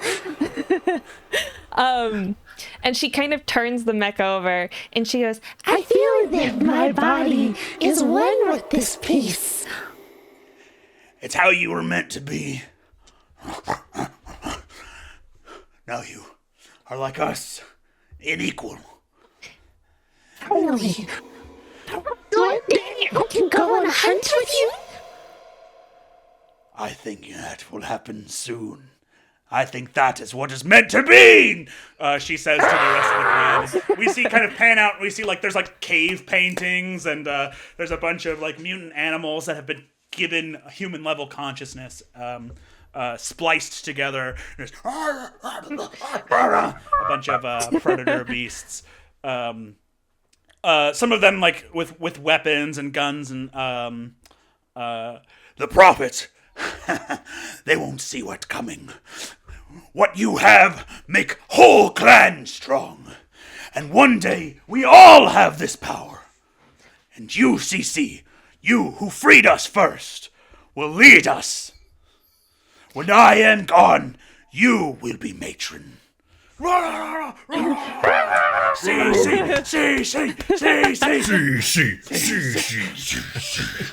I will bring fortune to the clan. What is CC's like? It's been a few years now that the Clanimals, unnamed clan of ferocious beasts. That's so good. We're keeping it. That's it. That's the winner. I think that's what they're colloquially known as by people. Like, I imagine they have a name for themselves, but like Algoric, who are like, have you heard of the Clanimals? I have now. What does CC's day look like? What does a day at Watchtower Labs look like now that the clan has taken it over and has had it now for a couple of years? I think that on the outside they look very barbaric, I guess. Mm-hmm. Like they have patrols with their weapons, or kind of like animals just kind of crawling around to make sure that nobody gets into their territory. Lots of fur hanging off the sides of buildings and like skulls and spears. Right. Every morning they go out and they hunt. You know, as they do, they got to bring food back home to the families. Mm-hmm. But it's just like, you know, it's a very civilized society. People, you know, everybody has a job. But they're like split off into jobs that they enjoy and are good at. And if they don't enjoy it, they get swapped to something that they have a little bit more fun with and just kind of build their skills, you know? What do you think Cece's role in the society is? Now that let's say that she's had the body for a few months. Yeah. Panera. I think that when she didn't have the body, she kind of was like strapped to Lola's back and just got to see the duties of a matron. Mm-hmm. And Lola, you know, was like, one day you will have a body of your own. Yeah, exactly. Everything the light touches. So Lola has kind of become like a mother figure to you then. Yeah, she is. Lola is mama. Since she had her body, now Lola has given her a little more responsibility. Like, okay, you can go, you know, check on the schools. She's kind of like project manager, assistant to the manager, I guess. Nice. Like basically wherever Lola is like spread too thin, Cece will be there to kind of help. I imagine there's a lot of like bonfire. Cece is set on a podium and like tells stories to the cubs from her tank. Yeah, exactly. Sorts of stuff that happens. Yeah, like everybody's favorite is like the day of, you know, the Watchtower being taken over. The great release of the Watchtower. Yeah. But she also is like, I think for her, because she has access to her like underwater data pad. Mm-hmm. She's also like the lore keeper. Like she keeps track of like all the animals, what they remember from like Earth. Very cool. Like their places of inhabitants. I like that a lot. I think maybe the advent of like your animal intelligence, like your previous lives before you gained human consciousness and mutated, very recently has started to crop up among the clan. Like they're remembering things of what it was like to be an animal in the context of being awakened now. Yeah, and at this point now she's like, well, maybe we can like, you know, teach like the, you know, tigers how to use their tails as opposable thumbs, like the monkeys, you know, like it's something like that. Teach raccoons Spanish. Right, where she's kind of like, here, how do we like spread out the knowledge to places where it's like useful, like when the bear can stealth like a lion or a tiger, you know, or like a cat can be as aggressive as like, you know, a wolverine or a gorilla, you know. I would like to fly. It's kind of like. I am a shark though, so we'll give you shark wings. We'll mutate you. We can give you a tornado. I'll make a note of that. So as of right now, The clanimals don't. They're very young as a clan of the coven. And so Granny hasn't given them much access to the technology of the coven because she doesn't like the coven is very survive or die, basically, right? Yeah. And so your clan is young, and your leader killed the leader of another clan and claimed the territory. And so there is tension, and now it's like basically your clan is being forced to prove itself and show that it can survive on its own before it is given the coven's mutagenic technologies. Yeah. And so like what you have has been scavenged from the prophets, who are basically your mortal enemies. Yeah. Great. And they're constantly at the edges of your territory. Lola is constantly telling you, like, you have to watch out for the white diamonds are out there, and they want what we have. And they and I think we jump out of the scene. You've now had your robot body for quite some time, and you are in Tsunami. You are out among the petrified forest. These gigantic trees rise up, and this is your first time in a mech. And you are walking, towering eye level with these gigantic trees. You move your arms and legs. The tendrils come off. What is Cece feeling in that moment? Oh, freedom. It's like this was meant to be exactly like how she was, like, it's how she was born to be, you know, like this is how she feels every day on the inside, this big, towering, like powerful creature that's just inhibited by her normal body. And when she's in this mech, she's like, okay, this is more my speed, you know? I imagine we see her like the mech gets inside your robot body, connects to it, you start accessing all of your systems, and you're just like, you have these huge knuckles. Your body shape is very similar to Lola's, and you are like, go, and then just sprinting through this sulfur wastes. Yeah, and the barrens.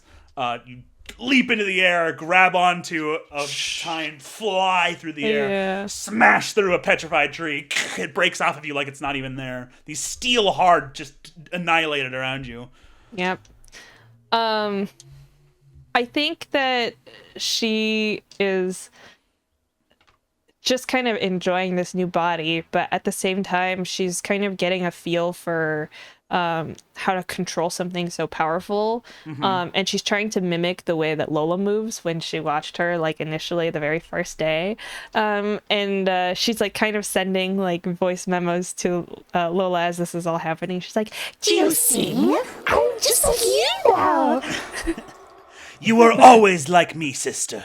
she will stop and she will I think like the we see Cece kind of run in camera through the edge.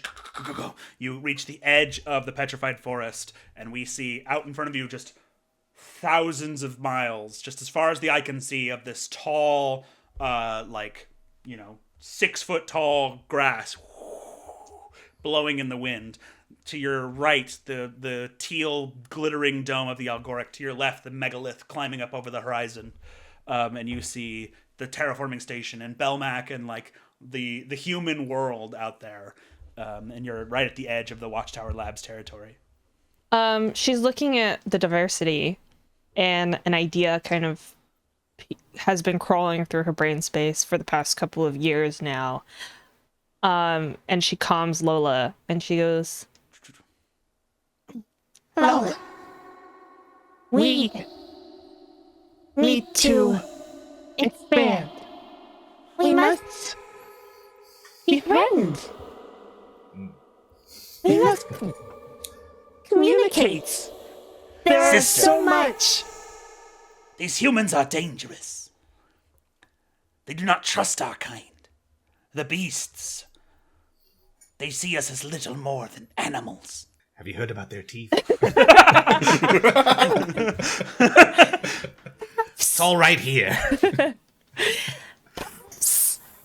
I can change them. Us. We can be different. You see cresting a large hill in the distance as you're having this optimistic view of the future. Your first time moving truly with complete freedom. Off in the distance, you see a hill, and at the top of it is a skeletal-looking mech with a long black cloak and 2 horns that come out of the side of its head like this. And it has these long hands, and you see it has a mechanical skeletal jaw that comes down here, and it has shark fangs at the bottom of it. You recognize this as Tank's mech. Tank, the new leader of the Prophets.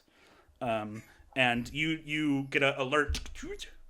You are being scanned. Boop, boop. Scan alert. Scan alert. Oh, can I dive into the ground? Oh, this is the first time you've done this. I think Seasea is like, this is really interesting. I think Seasea is like, goes into cuttlefish mode and says, dive down away from predator. I think her instincts are to basically hide in the nearest crevice that she can find. But because she's on a hill, there's no crevice. So she's like, I'm just going to make my own crevice. And her hands kind of come together and form one large drill as she just literally dives into the ground and burrows in. Scan. Signal lost. And you hear on another screen you see like a local radar of your sensor range of tsunami, and as you go deeper your sensor range kind of gets a little fuzzy because you're underground, but you see like a halo HUD. You see like a red dot approaching as that Tank's mech comes towards the hole that you're diving. Oh, I see. Yeah, I'm gonna just keep burying away. You see that fuzz get and kind of go out, and you're underground, and then suddenly you're like you've come to a cavern, like you're in. Oh, okay. You've come through the top of something. Yeah. And I'll do a quick scan just to see if anything's around. No life signs. Wow. Little caverns air. for myself? It goes as far as you can see forward and as far as you can see backward. And the walls are a hexagon shape, and lined with gold, what is that called? Where it's like computer lines. You know what I'm talking about? Oh, yeah. Oh, circuitry? Circuitry, yeah. It's lined with gold circuitry. No, like footprints or anything like that? Nothing. For my scan? All No, right. actually, continue scanning. It doesn't look like anyone's been down here, and your thing attempts to calculate, and it's like 10,000 years. Wow. Okay. I will pull up like a private server for myself, bloop, bloop, bloop, with my tentacles touching my little data pad. And then I will kind of mentally make a little map of where I am in relation to like where I buried in from, how far, like the distance meters and everything. Just do a little calculation. The quick calculation tells you that this is 100 feet below the watchtower. That the backwards away from you heads back to the watchtower, and the forward heads towards Megalith. Megalith. Yeah. Oh, okay. You hear a comm. I answer. Is that you, little squid, who got my matron killed? Who is asking? I think you know that. It's me, Tank, Prophet's leader. I know you're down there, hiding. Just like one of you beasties. This planet don't belong to you. It belongs to the Prophets. Perhaps you may think that now, but when your insides become outsides, you will find that your answer will change very quickly. The comm starts to go out of range. We'll find you. And I'll tell you what. That's a fancy little mech you got there. Didn't know you had those. That makes you more valuable. Come find me. Find out. It's it tries to scan again, but the distance between the surface and where you are is just too great. Yeah, that's what I thought, bitch. Where does Seasea head? Back to the watchtower, or does she explore this mysterious cavern? I think she's gonna explore. She's in a new body. She's going crazy.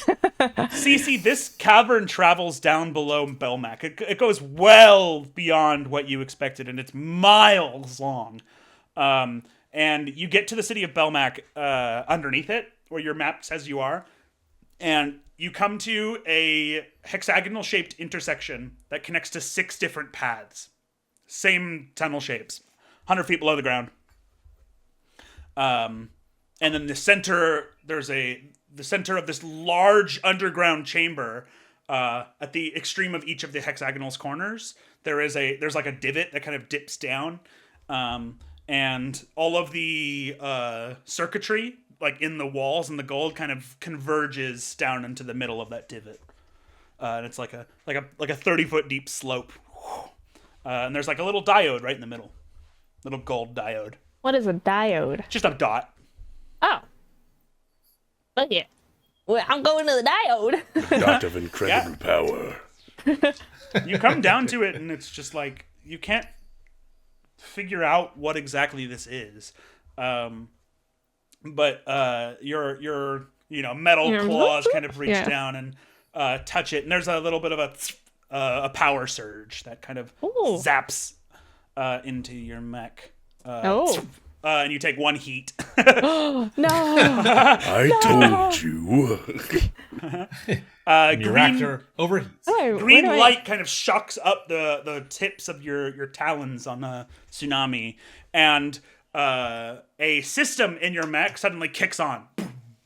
Ooh. Okay. Greetings, user. I'm Tsunami. Are you fish? I am. Your voice is not as previously expected. What did you expect? My license says I belong to Raucus. But you are fish. You are Tsunami. I am Fish. We are friends. No? We are friends. Yes. Good. Pilot acknowledged. Accessing all systems. And then like missile pods. Oh. Well, that was easy. Not even a CAPTCHA.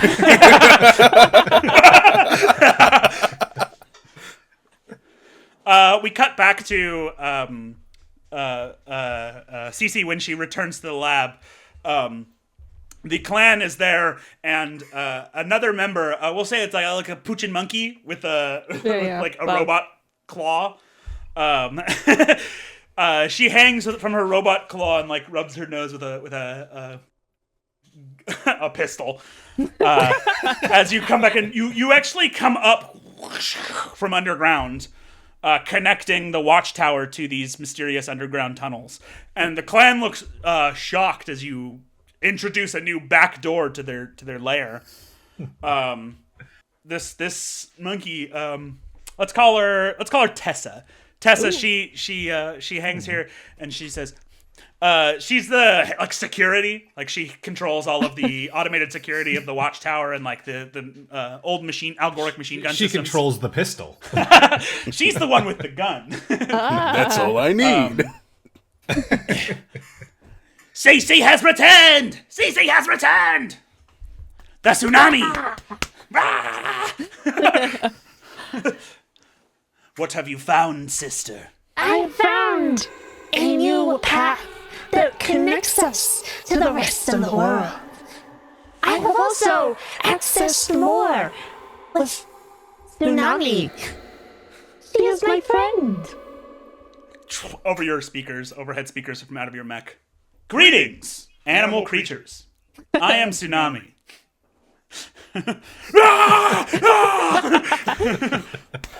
They all kind of pile onto your mech and like hang off of it. The fitness gram pacer test.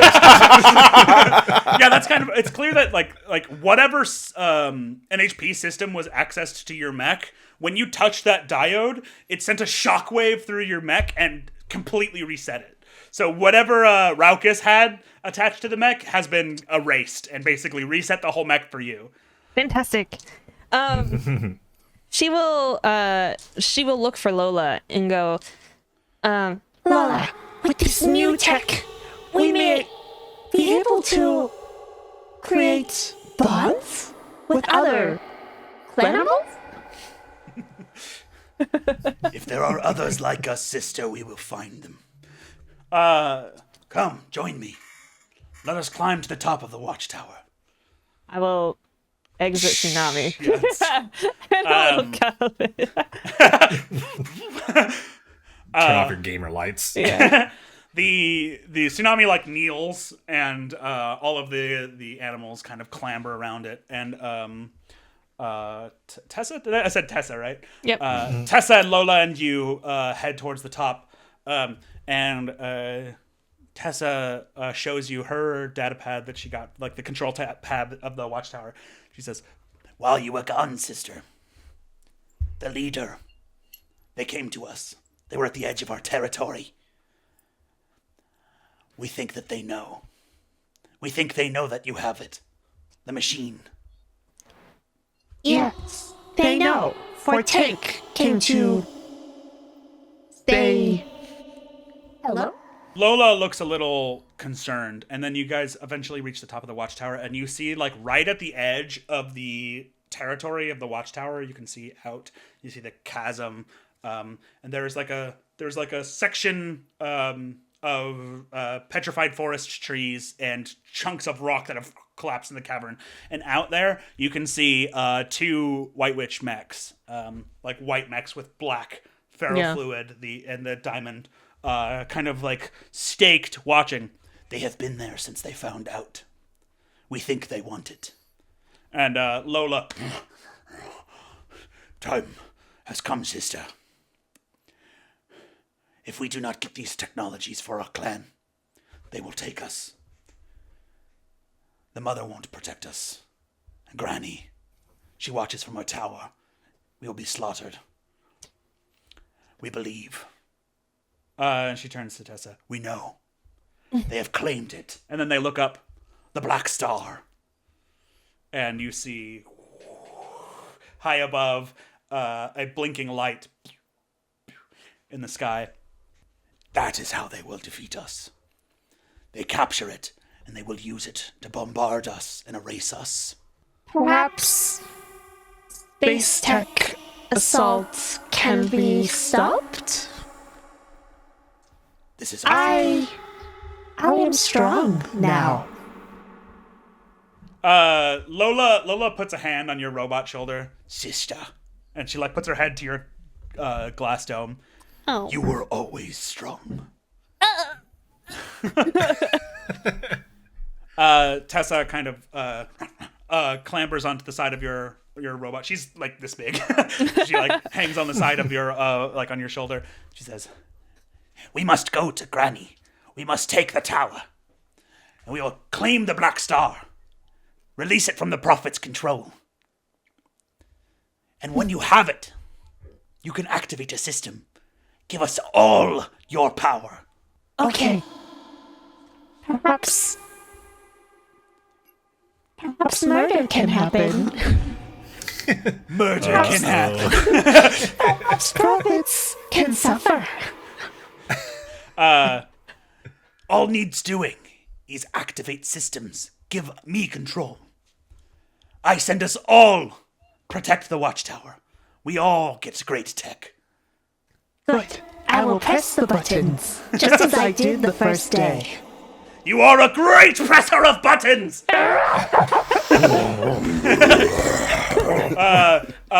Lola puts her big monkey hand on your shoulder and like her just kind of come up. Sister, this is your first hunt, but it is our most important hunt. The watchtower must stand. You and your great tsunami will wash away the prophets. I will not fail, and destruction will ensue. The prophets shall fall, and it is decreed. So shall it be. I'm getting tired imagine of all there's, this like- roaring. There's like a greasy smudge on the part where Lola's forehead touched. I put on my windshield wipers. Reach out with like a microfiber claw. We cut to a quiet night. This is some hours later, where 3 mechs stand across from each other in a gantry lift. Metal grates on all sides. A couple of other Coven mechs around.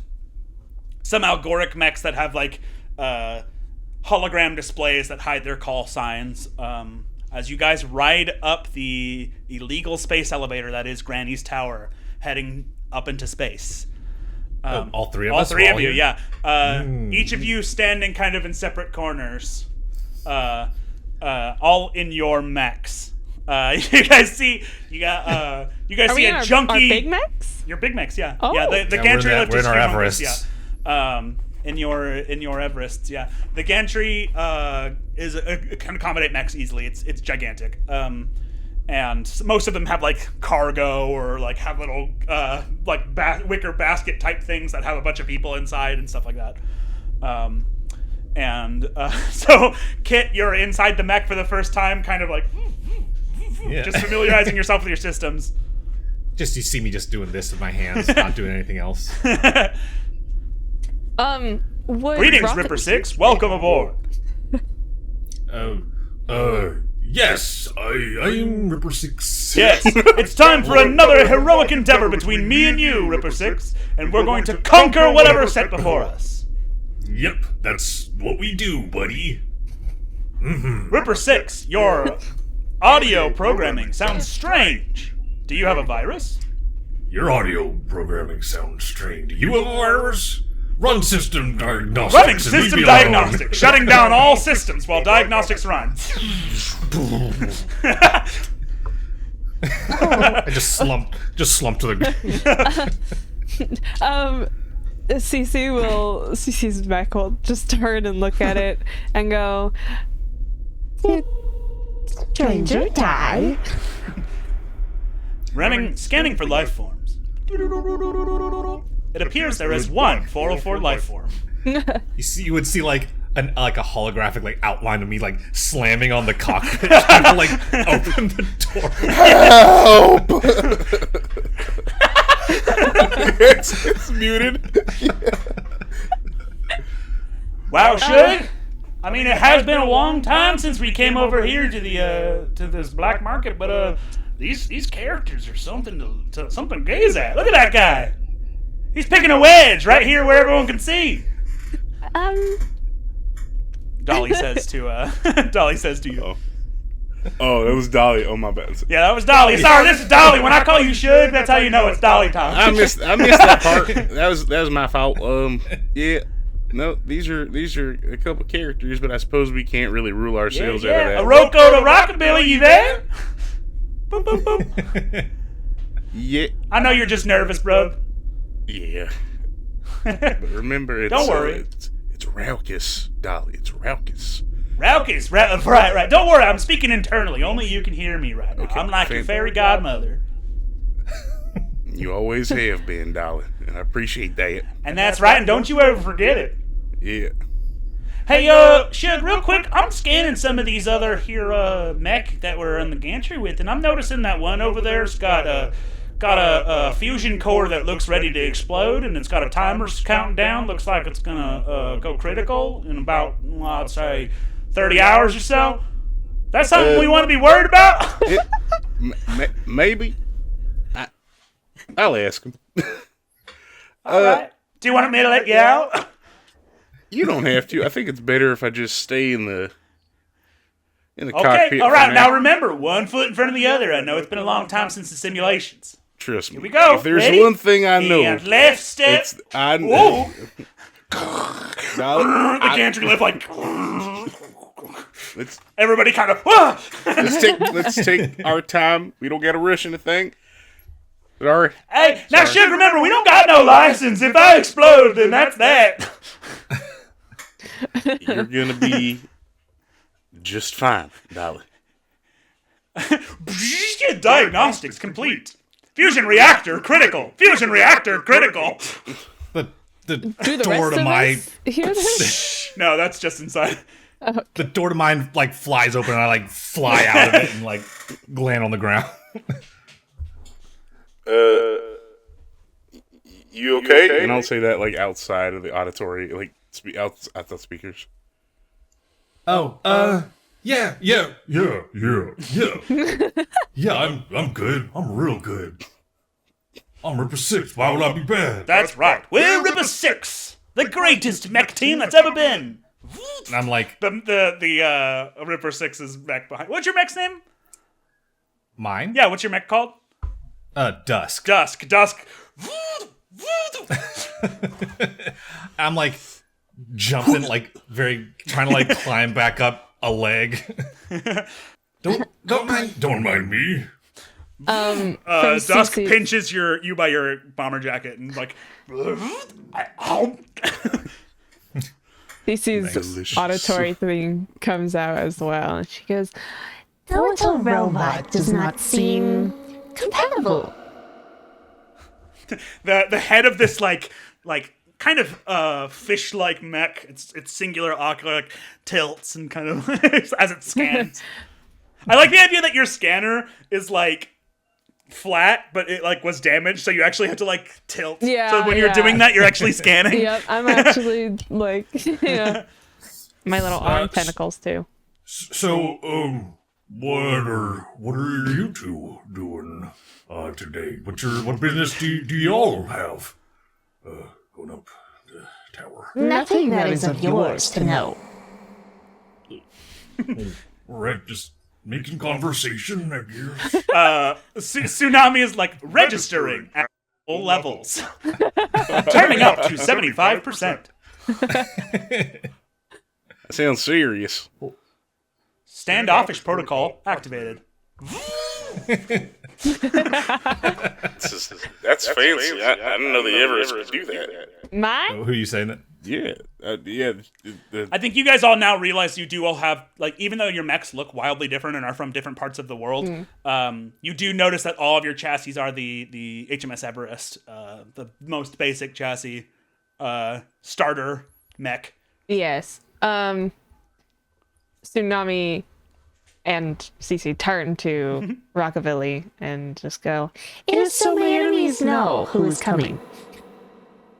that's understandable. I mean, I'd like to have my enemies know they're fighting too. So, and I'll like kind of hold this out, and you guys will have noticed since last time the paint job has been completed, and it is just it is a light baby blue with gold, like it is an Elvis suit.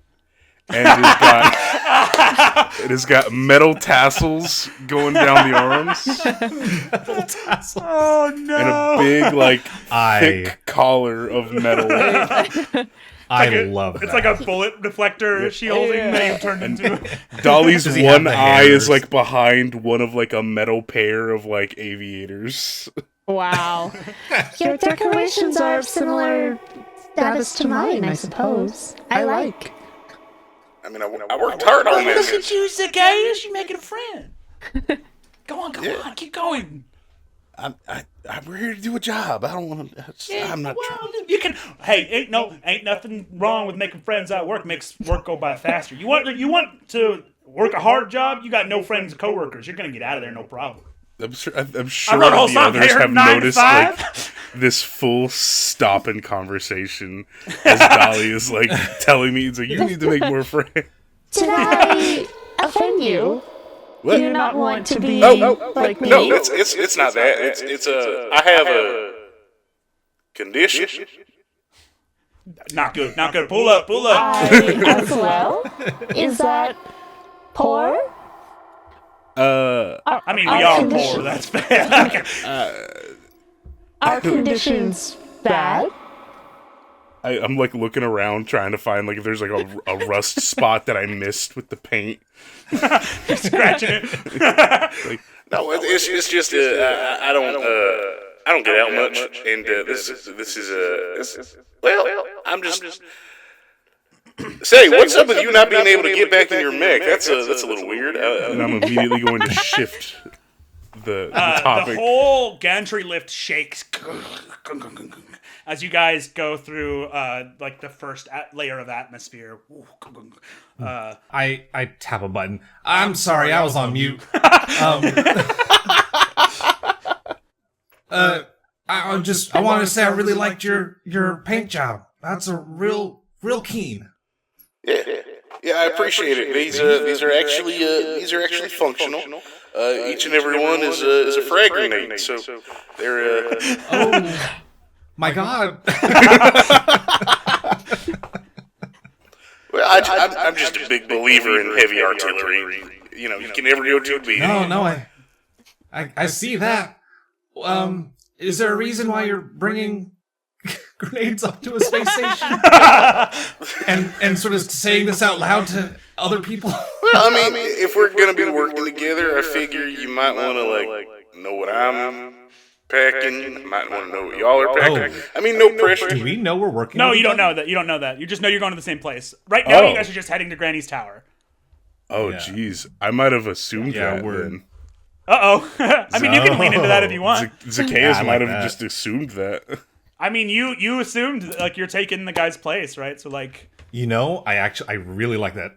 So I go, so you're working this job too, huh? Yeah. I didn't know you needed more than one person.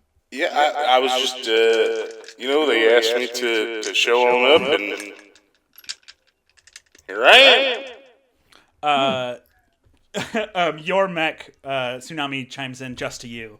I'm detecting lies occurring. These figures are engaging in dishonesty. That's gonna open up some weird doors. You don't know what I'm about. Zone of truth. Seasea will only speak to her AI, Tsunami. We gotta do when you're just talking. I can't keep doing that. Do you know what lies they may be speaking of? Or can you just detect that they are lies?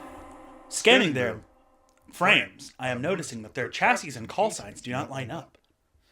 There is a layer of defenses, but it does seem these people might not be who they say they are. They could be valuable assets if you use this to your advantage. Oh, you know I am.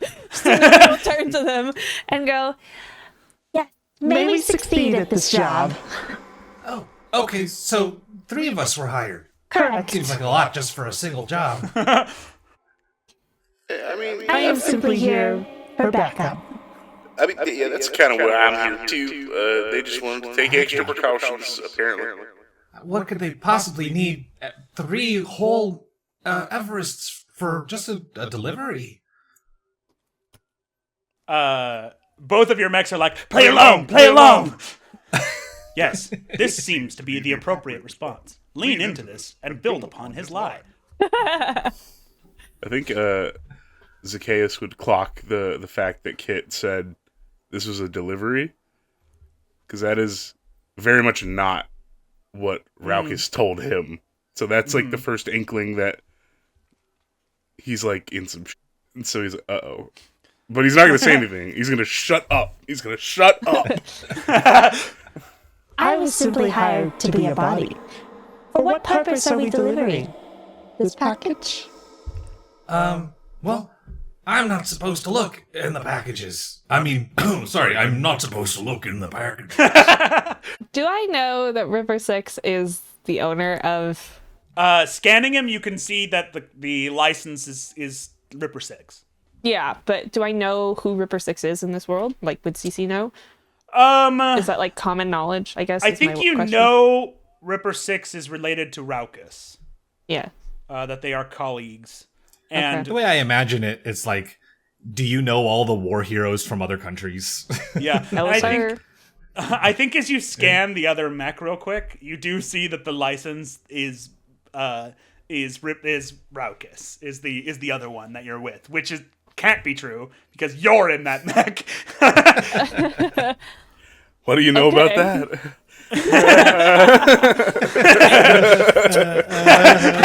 All of you are like, We're just waiting. bunch We're of waiting people for who've something to go got crazy. 2 dates to prom.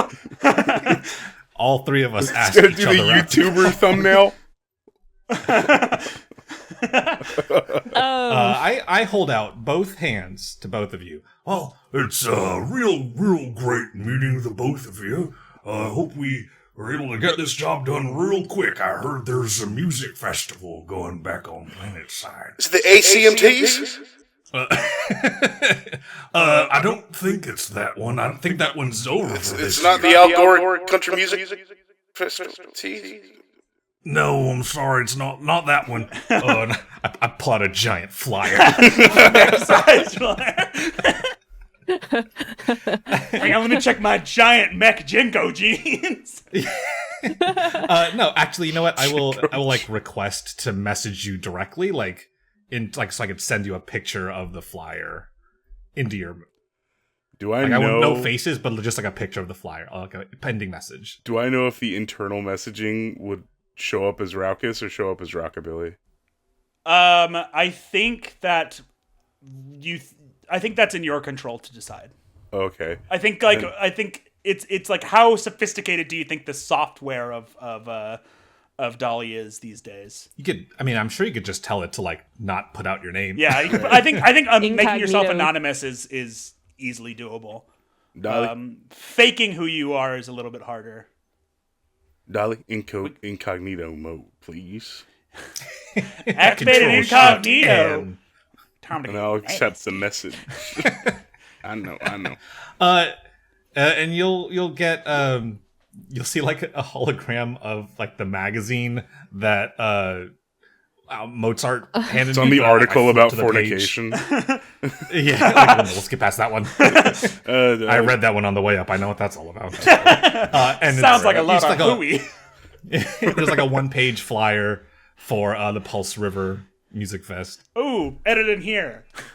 Ooh, Oh, now we have to make one. All right, thanks, Jeremy. more work. But yeah, that's going on pretty soon. Pretty soon. I don't know, I thought it'd be fun. I mean, yeah, Excited to both of you. I might make that. I'm lying. I won't make that. I mean, yeah, it seems like a good time. I'll probably go there. I will not go there. You see in shield passport required in fine print in the bottom left, and you kind of get a little twinge of your goal. They don't accept me, but I'll make them accept my daughter.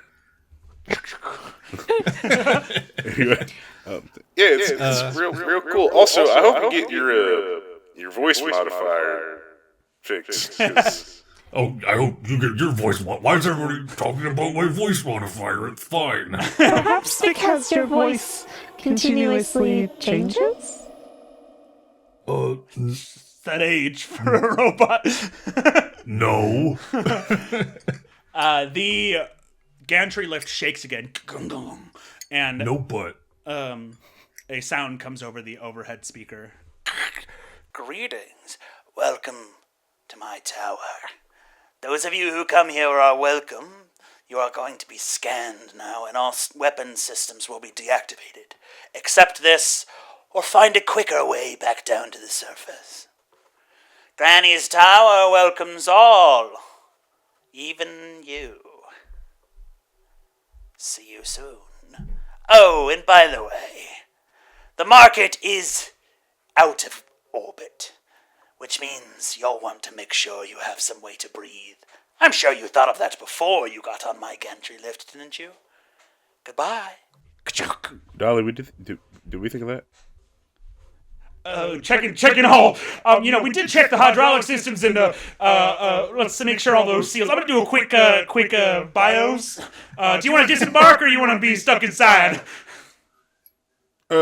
You got your hard suit on, don't you? Yeah, I do. All right. The junker mech opens up and lets you out so that your suit activates. I'm gonna pull down another pair of aviators that I have on, and just kind of like over your space helmet. I draw it on with a Sharpie. I imagine because that's rockabilly style, sort of, right? Like I imagine your hard suit because we had mentioned in one of the previous world building episodes that like hard suit style, because this is a there's not a oxygen atmosphere.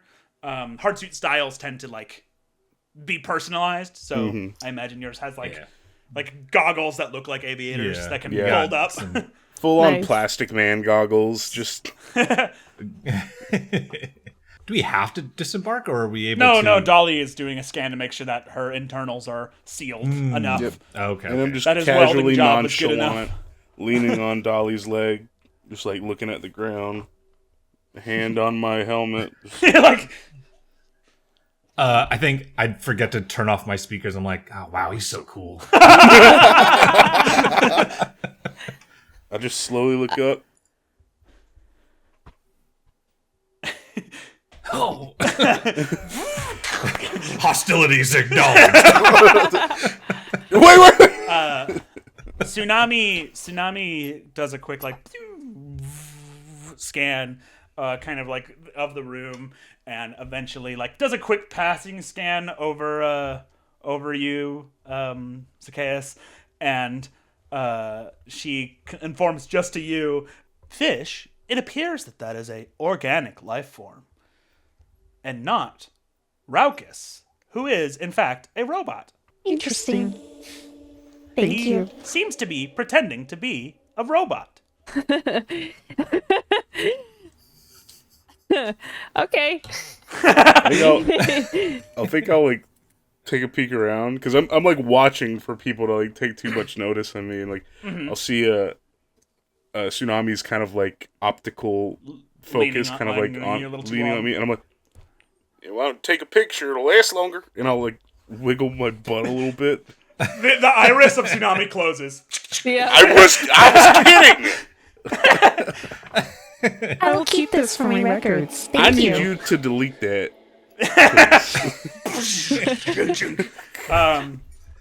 Welcome to Granny's Tower.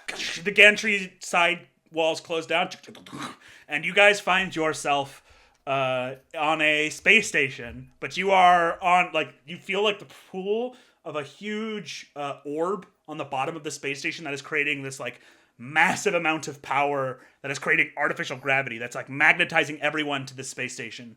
And you are in space. You are outside of the atmosphere, and you are, like, you look around, and it's, like, people in various kinds of spacesuits, but it is, imagine, like, a sci-fi version of a Magic Market, but it is, like, in zero gravity, with this, like, artificial gravity. So there's, like, you can see, like, asteroids floating around. You see all the different satellites in the distance. And I'll show you. Very cool. I'm gonna set my my Prosocollar to look like Ripper Six's face. Oh, okay. And I'll open up the hatch. Is it like, do you imagine it like a hologram that is like perfectly Ripper Six's face, or like dots of light that are like approximated? Like those pixel masks? Yeah. That's what I've been picturing, is the pixel mask. According to the description of the item, projecting a holographic image over their face and head, Prosocollars can change their wearer's voice and scramble or change their appearance. The projection won't stand up to close inspection, but can easily fool electronic systems and distant observers. So I think from their distance, I would approximate the visage of Ripper Six. Cool.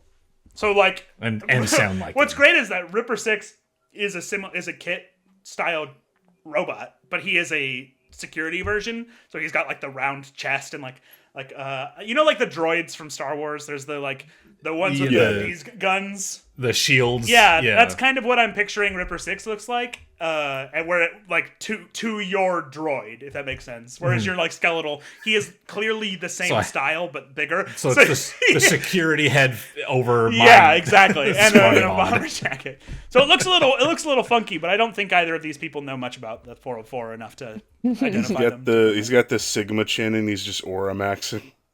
Yeah. My God, what a weird meme. Oh man. In Roll20, I showed you guys the kind of general idea of what you're seeing now. Yeah. Very cool. Oh my gosh. Ooh.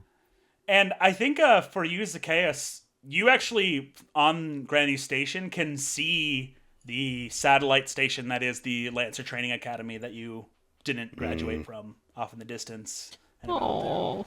floating off the horizon. Oh.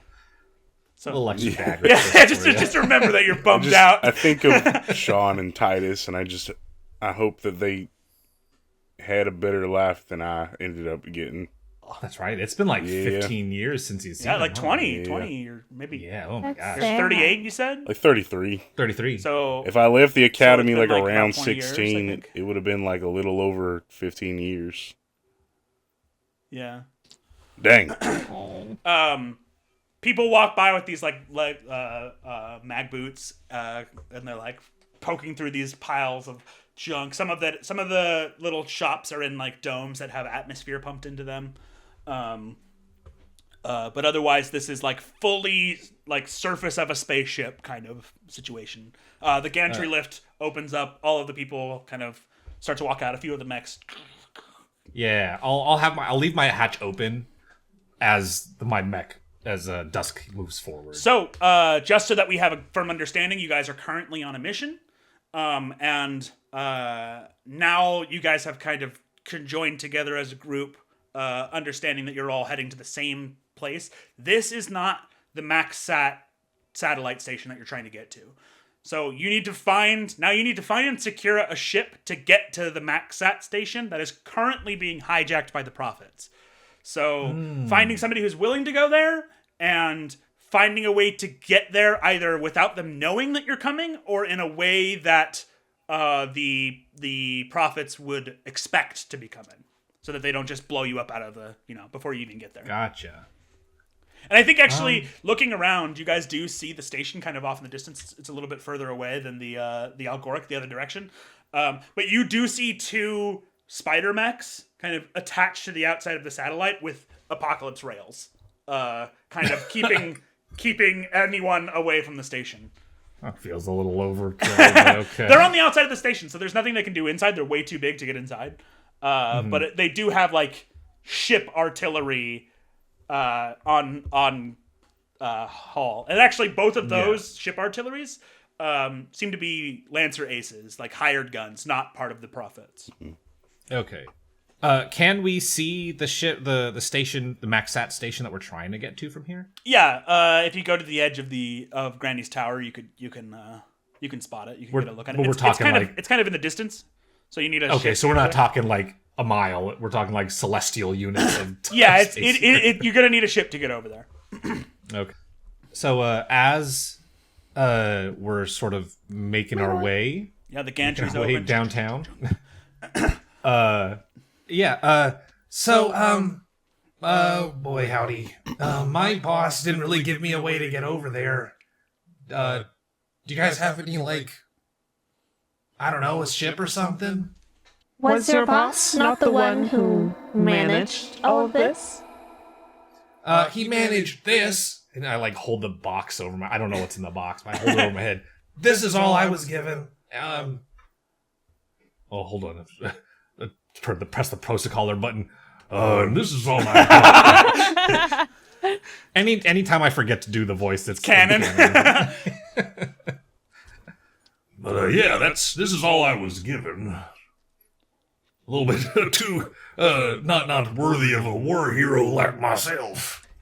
Your business seems poorly managed if this is Yeah. how you function without a way to get it delivered. Oh yeah, we're the worst. We're the worst and I'm the worst. Ripper 6. Don't you forget it. Tell everyone you know. I will note that. And then I actually I like- suck I- a lot. I like whisper like into my chest, like, hey, I need you to delete the last 30 seconds of audio, please. Submitting 30 seconds of audio to the data bank at Megalith. delete, Control Z. Did you not want to suppress and store those memories? delete memories. Deleted. Memories deleted. You forget the last Delete all 30 memories, seconds. Yeah. Yeah, it's the worst number. Number 6. You said that already. Delete. Remember log. It's a vicious cycle immediately. Okay, that goes on for let's say 10 minutes. That's why you guys are like walking through the market. Yeah, but I don't have a ship. I just got the package here. Okay, And do you have any way to get to our job? She says to Rockabilly. well, I may have a way, but there's a chance it could get us in trouble if we get caught, so maybe we save that for a last hope thing? Well, what is it? What is it, just in Oh, case? we just steal a ship. Well, I like that. I mean, that... We could probably make that even the first. resort. Perhaps we look around first, just to see what our options are. As far as I know, it's either steal a ship or just jump from here and wait until we get there. I mean, you have burst systems, I believe, don't you, Quinn? You took I You took do. your tunneling systems, so I you did. can technically float in zero gravity in tsunami. So, like, if you wanted to take your time, you could use your burrowing systems and like shoot jets and just kind of like zero G your way over there. Just kind of hope the apocalypse gun. I think technically I also have jump jet systems. Yeah, CC knows that, but she does not want to tell them. So Yeah. Everybody took jump jets. I see how technically my jets are dig jets, so they work the same in space. Space do you is mean just there's no dirt dirt? that Space. isn't dirt. You create a Okay. wormhole. yeah. Okay. So this is a black market hub, right? Yes. Around you, you guys see lots of mech systems being sold, various weapons that can be attached to your mechs. This is all illegal systems that are outside of licensed territory, but come with pretty steep dangers. If you take them, you might get in with the wrong people, or you might owe somebody because they're all extremely expensive, or you might come like Megalith and the Algoric are very strict about what systems are allowed within their territories. I would like to find the sketchiest guy. The sketchiest guy. There we go. Okay. The guy just chanting over a dark orb. Hello, have you heard of the horse? Yeah, actually, I like that. There's you come over and there's a person in a full suit. They have a large metal head that kind of looks like a hat, and around their head, around the hat, there are holograms of like occult symbols that like rotate, and they have these like gangly looking skeletal fingers. Okay, before I do this, does anyone have any other ideas? If you're gonna talk to this guy, maybe we shouldn't do it in the back. That might be a little. I had assumed everyone got out of their bag, intimidating. but that's fine if you want to be in them. I don't know. I would say that Cece is probably the only person who hasn't gotten out of their neck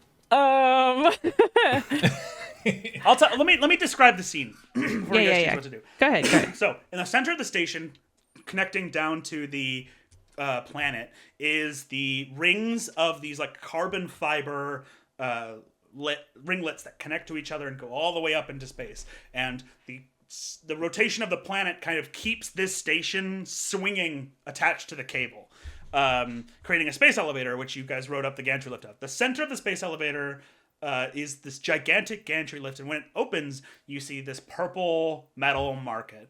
To your right, as you look forward, there is kind of a it kind of goes up in like tiers leading up to the top, and the tiers all have stalls after stalls after stalls, and each tier, like the stalls are like set into the station, so each one has like their own separate internal section of the station. And you see over there people selling illicit materials, resources. And then at the top of that is what looks like imagine a sci-fi version of Baba Yaga's hut. So it's like it's got a large circular cylinder and then mech legs on the bottom of it, and it is kind of walking around the market. And out of these the two sides of it, there's like windows and a door, are two large guns that are like watching the market, basically. Guns. All around it are these drones that are flying. They look like a sci-fi version of like bats or ravens. Oh, that's good. That are hovering around Granny's cottage. To the left, you see the harbor, which has a bunch of ships attached to it, and there are lots of Coven members kind of hanging around that area. And the ships come in and go, and there's lots of cargo coming in and out. There doesn't appear to be any kind of manifest because these are black market. And actually, you do see every ship as it comes within a range of the station. The station kind of projects a hologram that goes to the side of the ship and hides the name, and it's all glitchy and messed up and turned into arcane runes. And a lot of the citizens you see walking around also have collars like kits that project like animal faces, like a crow. And anyone who's hiding their identity has like an occult twist to it. Maybe it's not a good idea that I'm using Ripper 6's face. Yeah, it's a known technology. A good idea. And then to your left, there is a large, like criminal tavern bar sort of place. And inside you hear that there are pit fights where people are doing shield knife fighting. Oh, Look, cool. a seedy underbelly. The whole place is a seedy underbelly. Nice. Look at this giant underbelly.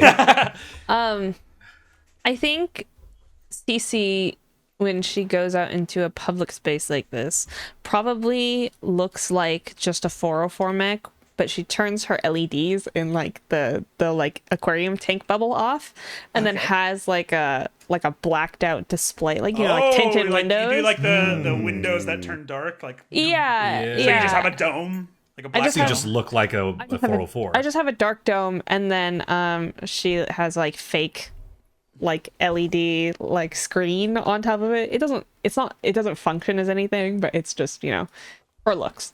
I like the idea of having a display fish tank. Yeah. That's I so like that. Really funny. weird 404 member actually has just a fish tank on their head. Yeah. She has like a fake fish tank, like back in the 90s and like the early 2000s. I love that. So wiggly You have one. a, Yeah. you have a screensaver. Well, it's like the screensaver that's like the aquarium that you could have, back in like the early Microsoft days. CC, the first thing that I'm going to tell you one thing that your character notices specifically. CC, one thing you notice is that there is a Earth vessel.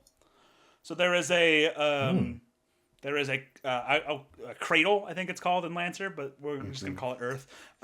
There is a vessel from Earth that is very large, like space cargo, and it appears to have a lot of animals on board. Oh. That is in the harbor bay. Kit, you see a member of the 404, a fairly famous member of the 404, who has a yellow scarf, and they're kind of like trying to hide their face, but they're they have a very distinct outline. And you were like, that's a Ace Lancer. That's a really famous person that should definitely not be here. And they go into the seedy bar. And Rockabilly, you see a person who is selling like a booth that is selling illegal counterfeit passports into the dome. Ooh.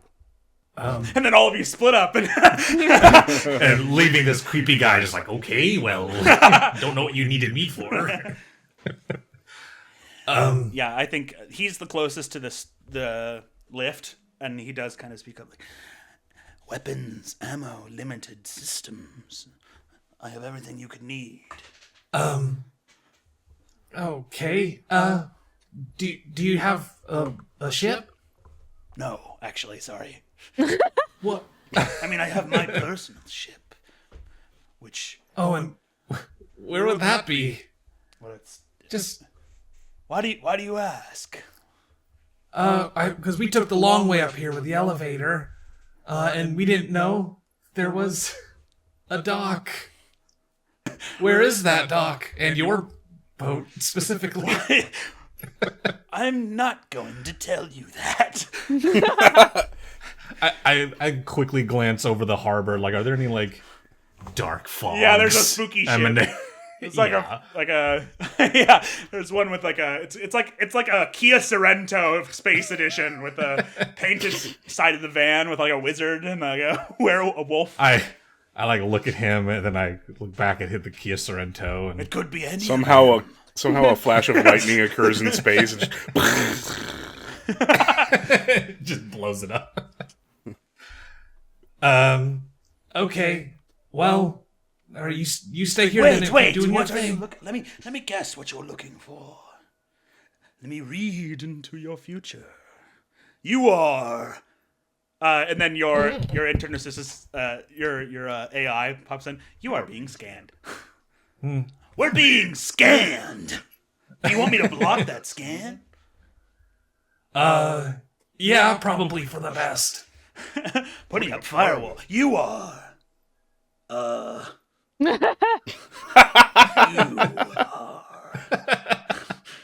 Here I'm just like for a ship. smiling at it.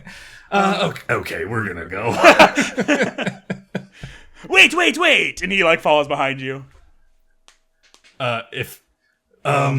No, we're on a job. Perhaps what you should need go. is smart ammo for your Everest there. I eye the two of you real quick, just like nervously, and then I'm gonna punch this guy. Just Do you wanna make an apply fist to face check?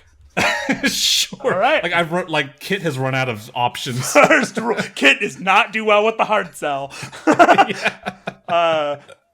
Yeah, you're getting a real guy outside of the pyramids energy from this guy. Like very cheap. And I'm like, no, thank you, no, thank you, no, thank you, no, thank you. Okay, You go can't ahead. leave, I'm a cop. Our first roll. So this. Do you have that as a skill? Or did I you do take have out talent? assault. Assault. Oh, I guess that's take part in direct and overt combat. That's not I necessary. mean, if you want, Salt is crazy. I feel like this. I'm not like pulling out a gun and like John Wicking on. So just go ahead and roll me a flat d20, and I will give 20. you accuracy. So you add a d6 to that. I'm not interested in your euros. Well, that's a 17 on the die. 17 is a 4 on the success. accuracy. We gotta You see go his now. whole stall. Like you punch him in the face, and like a hologram like displayer that he had, it's like a circlet, breaks, and you see like he is like a algoric a kit like you, kit drone. But he is just completely way crappier than you, and his entire booth of stuff all like was holograms. No. Get Is there like out a of here. dumpster or something nearby? Dumpster. You want to Not toss necessarily him a in the dumpster. You want to but- scooch in between some of the stalls? Look, I've played Hitman. Okay, Yeah, you pull him between some of the stalls. just to push him somewhere. We should go. We should go. You're very, Where else now? you're very feisty. I like it. Let's go. She's going to walk towards the cargo ship because we're going one by one, right, fellas? Oh, I guess so. I like look back at Miss Dolly like visibly concerned, and she just goes in the mech. Oh yeah, she comes out of the head of your mech. It releases and the drone flies out and hovers next to you. Aw, that's Aviators. fun. Vzzt. Does she have a big blonde white wig? Or blonde wig? She can Big project it as a blonde- hologram, and a hologram That's the hand next. just as like a. That's the next update. Yeah. The wig. All right, great. They're just trying to figure out the technology. You would see on Kit's face like big, oily anime sweat drops as I power walk away from the scene. I will follow Seasea though. I don't want to split up. Hey! Same. Somebody knocked out hologram Jim. Hologram Jim. Not hologram Go, Jim. he has a name. He has a name. He has a name. Go. He's named. He's named. Hologram Yeah, you guys Jim. kind of go down the station, and actually, the station kind of has like a dome shape, and then it bows up and out, kind of like a. So it's like round on top with the high point for the Yaga hut, and then it rolls down like this, and there's like shops all array around the disc, and then the bottom it lips back up again like that, and so like the harbor is kind of over here in this section as you go down, and As it like where it like kind of yeah, it swings back upwards. up, and the ships are And like that's where the harbor the ships are docked on the inside of the lip like this instead of on the outside. Okay. Ah, cool. I gotcha. As we're walking, DC will, in her little data pad in her tank, turn on civilized speak. And as she approaches the cargo, Civilized speak activated 75%. she will approach the cargo ship and look for like anyone with a manifesto or anything like Yeah, that. you see a guy with a big like robot arm that comes down like a crane. My God, Victor from Arcane. Yeah, but like buff. Oh, okay. And he's holding a data pad, and in this hand he's flipping through a hologram sheet, like a screen is projected here. And he's got a eye patch and then like a robot eye like this. Oh, okay. She will approach the man and go, "Greetings. Yeah, what can I do for you? I was just very curious about the contents of your ship." He like narrows his eyes. That's a dangerous thing to say around these parts. Is a shopper not allowed to be curious? What do you want to steal? I don't want to steal We can anything. lose about 30% of the manifest, and I'm willing to part with the elephants and the giraffes first, if that's what you're interested in. Oh my God. Is the purpose of your ship just simply to transport animals? I just take it where it's going, kid. And where is it going after this? I believe this one's down there for the Pulse River Festival. Oh, There's a zoo display of Earth life to go along with some of the Earth pop. wow. That is very cool. Now, So- I wonder, how long do you need the ship for while you are taking care of your manifesto? How long do I need my ship for? Yes, perhaps we are not here for the animals, but perhaps we are here to borrow a ship? Question mark appears on her face. You're here to borrow a ship. And you think my cargo liner with a zoo inside is the one that you want. Can you not set up temporarily for the day and perhaps make some money? Well, now we're talking. Good thing we have infinite money and the only currency is license levels. The language of the tower here is barter. Maybe if you do something for me, I can get you where you need to go. What are you? Side quest. What are you looking for? Well, 12 rat pelts. She leans in. now, there's a little lady. And, we've been sweet on each other for a long time. Problem is, her old man ain't take too kindly to that, you know what I'm saying? Oh, So every time I come through Granny's Tower, I like to say hello, as it were. You know, it's overnight stay. Let's put it that way. And Kit, you see data fornication. Not now. It's like an alert, just beep, beep, beep, beep, like upper left of his HUD. It's a fornication radar. Her old man, he's usually not around. You know, he's also a fellow harborman like myself. But he's in town this time, and we were really hoping to see each other. I reserved a place over at Seasea's, and we got the best table in the house. And what's the matter? Who are you? It's called CDs. Yeah, Seasea's bar. Welcome to a legal bar and grill. You named your bar CDs? Seasea's bar. That's so good, dude. I love it. I love it. It's great. It's Seasea's. It belongs to Seasea. Yeah, sure. We picked Who are up these on guys? that. Are they with you? No. Okay, good.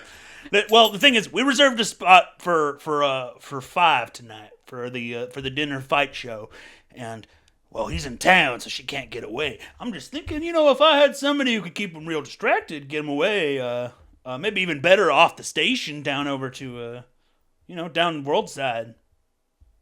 I might be able to give them a ride somewhere. Okay. Do I have your word that you will take us anywhere? Well, that depends on whereabouts you're trying to go. I mean, let's How anywhere about on a you Roko. No. Dude. Okay. So how do I have your word you'll take us anywhere? Hey, I'll take you anywhere in this system. How about that? Okay. She extends a hand out. I thought he wasn't with you. Don't worry. Just eavesdroppers. We love good gossip. The robot arm comes down and shakes your robot hand. She types up like a mini contract as like a quest line basically for her team. And shoots it over to you two and goes, very well, I will see if I can update you on this within the hour. All right, just remember, if you need to find me, ask for Hammerhands Chuck. Okay. Marines, shit. Hammerhands Chuck. Got it. Hammerhands Chuck, that's right. That's me. Oh. Does he have hammers for hands? No. I was about to say, you don't say. She turns around, walks off out of earshot of Hammerhands Chuck, turns off her civilian thing, and goes, I'm imagining all your mechs are staying near the gantry lift this time. Yeah. Unless you guys call them over. I have mine on a leash. Dog. Yeah, mine's just holding my hand as I walk. Come along, dear. Would you guys like to look into other prospects? Or shall we do something with this man to make him incapable? Well, for reasons that I can't disclose, I only have about 30 hours left to finish this quest. To live. Or to finish this job.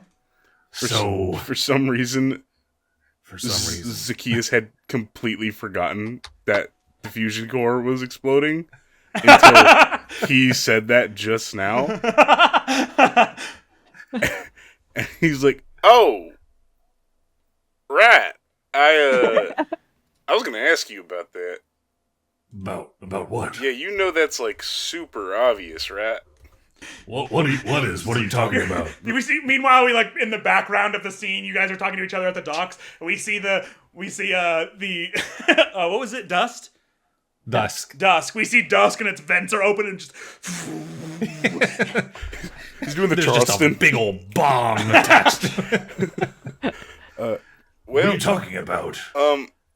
And I'll look over, I'll see that happening, and I'm like, doesn't look too good for your mech. Yeah, it does that all the time. I don't think that is normal. I can't do this in this game, but I'm gonna say it anyway. Insight check. I typically don't allow cross-player role contests unless both players want that to be something that happens. Andy and I have a history with that phrase. Is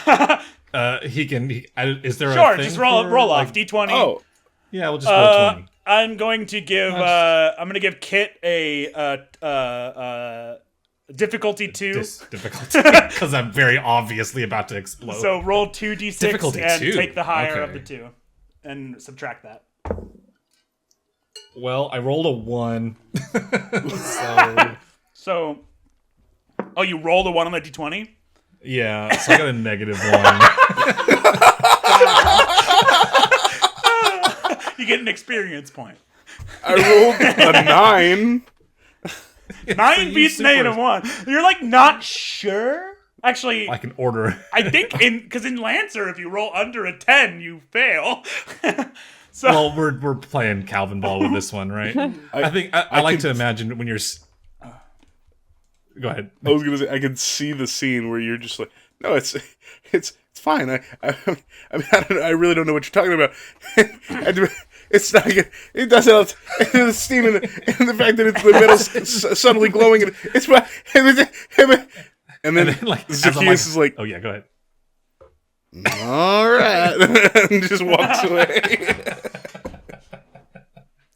And Incredible. like as you turn, like in the background, you see dusk. Like part of it just, into space too. So it's like, yeah, just like a chunk of like shoulder armor just flies off in the Flies off into the Yikes. void.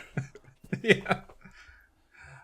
Yeah, so, I wouldn't want to chase too many leads if we could. What was it that this guy wanted? And then we could use. I guess he's going to let us use his freighter. I believe he wants us to incapacitate a father?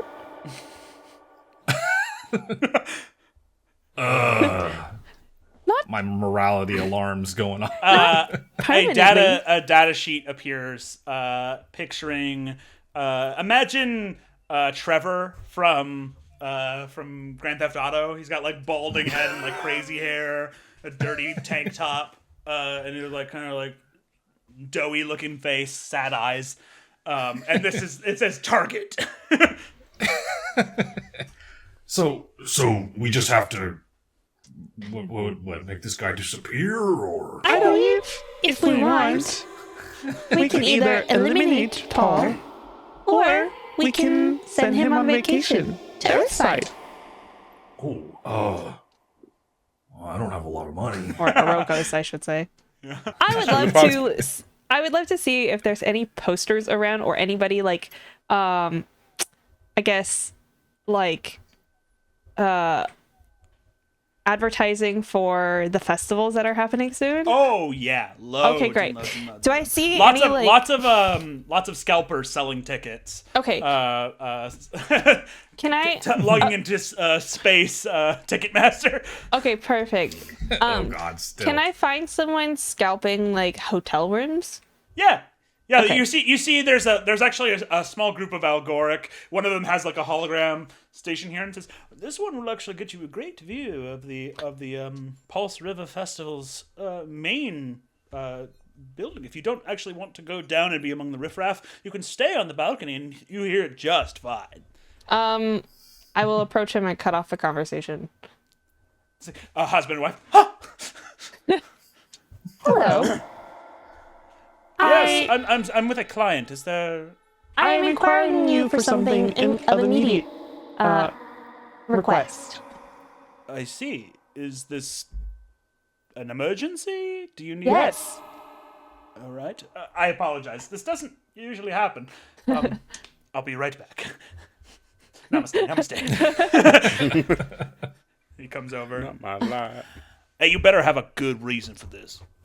Her little mech eyes squint and narrow, and she goes, A poor, sick man is in need of a luxurious stay before his final death. I'm requesting to see if I can do some Samaritan good.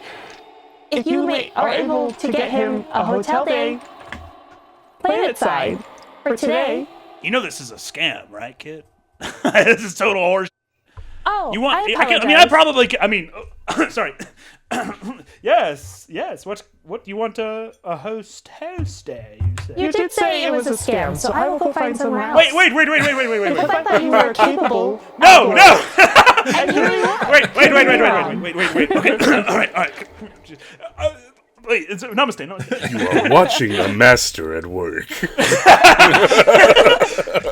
Why didn't we talk in my private office?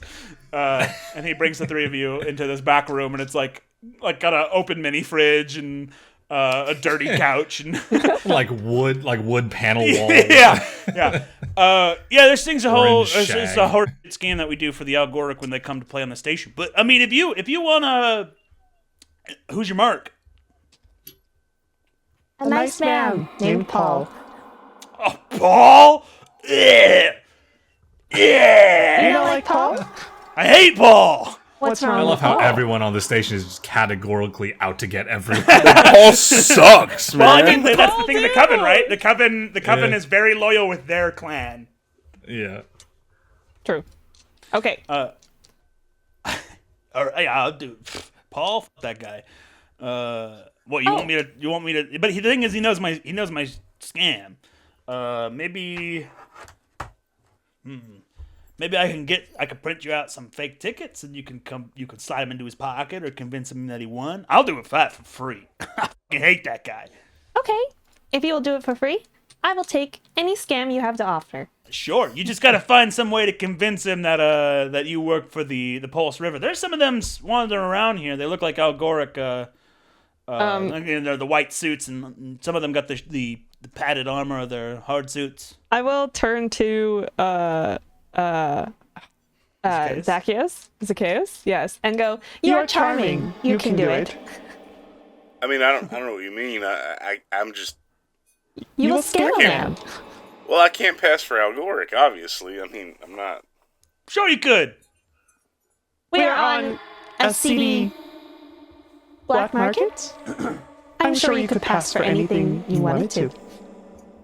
Well, I got a one of them's Algoric suits back here. We could throw on you. I'm sure it'll fit you. I mean, for a favor. This is your But- favorite. Another quest. Some next time you come to the station. What favor do you require? I don't know yet. We have limits to what our favors can be. Well, I'm just giving you a suit, all right? I'm not gonna tell you to kill no one. We don't know that. You're inherently suspicious. Which will do you well up here. It's true. I am a con man. That's pretty good.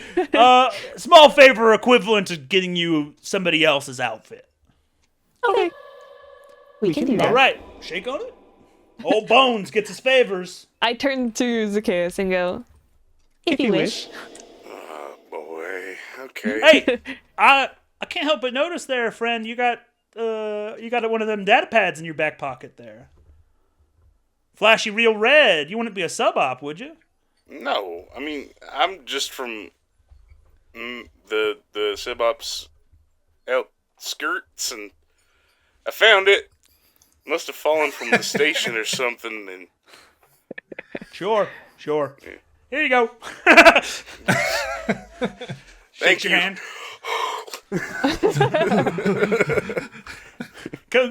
You can use the bathroom. Just take a deep breath before you go in. I 180. Thank you. And he I'll walks get over to the door. changed. Where were we, ladies and gentlemen? We are You'll performing see a this heist. hotel has a spa and resort right here on the... And then the door closes behind you. Oh, wait. So Zaccheus has he changed? The case is currently changing right now. It's changing You right two are now. I mean, you could step out any second. Okay. What? No one look at me. I think it's a good look. Looks it fits you. The beer gut goes crazy. Maybe we should find this Paul guy sooner rather than later. Let us scam him before the station blows up. You get out of head here. back into the chamber here. And I'll sign you up for the premiere package. And did you want the good seat insurance with that? And he looks at you.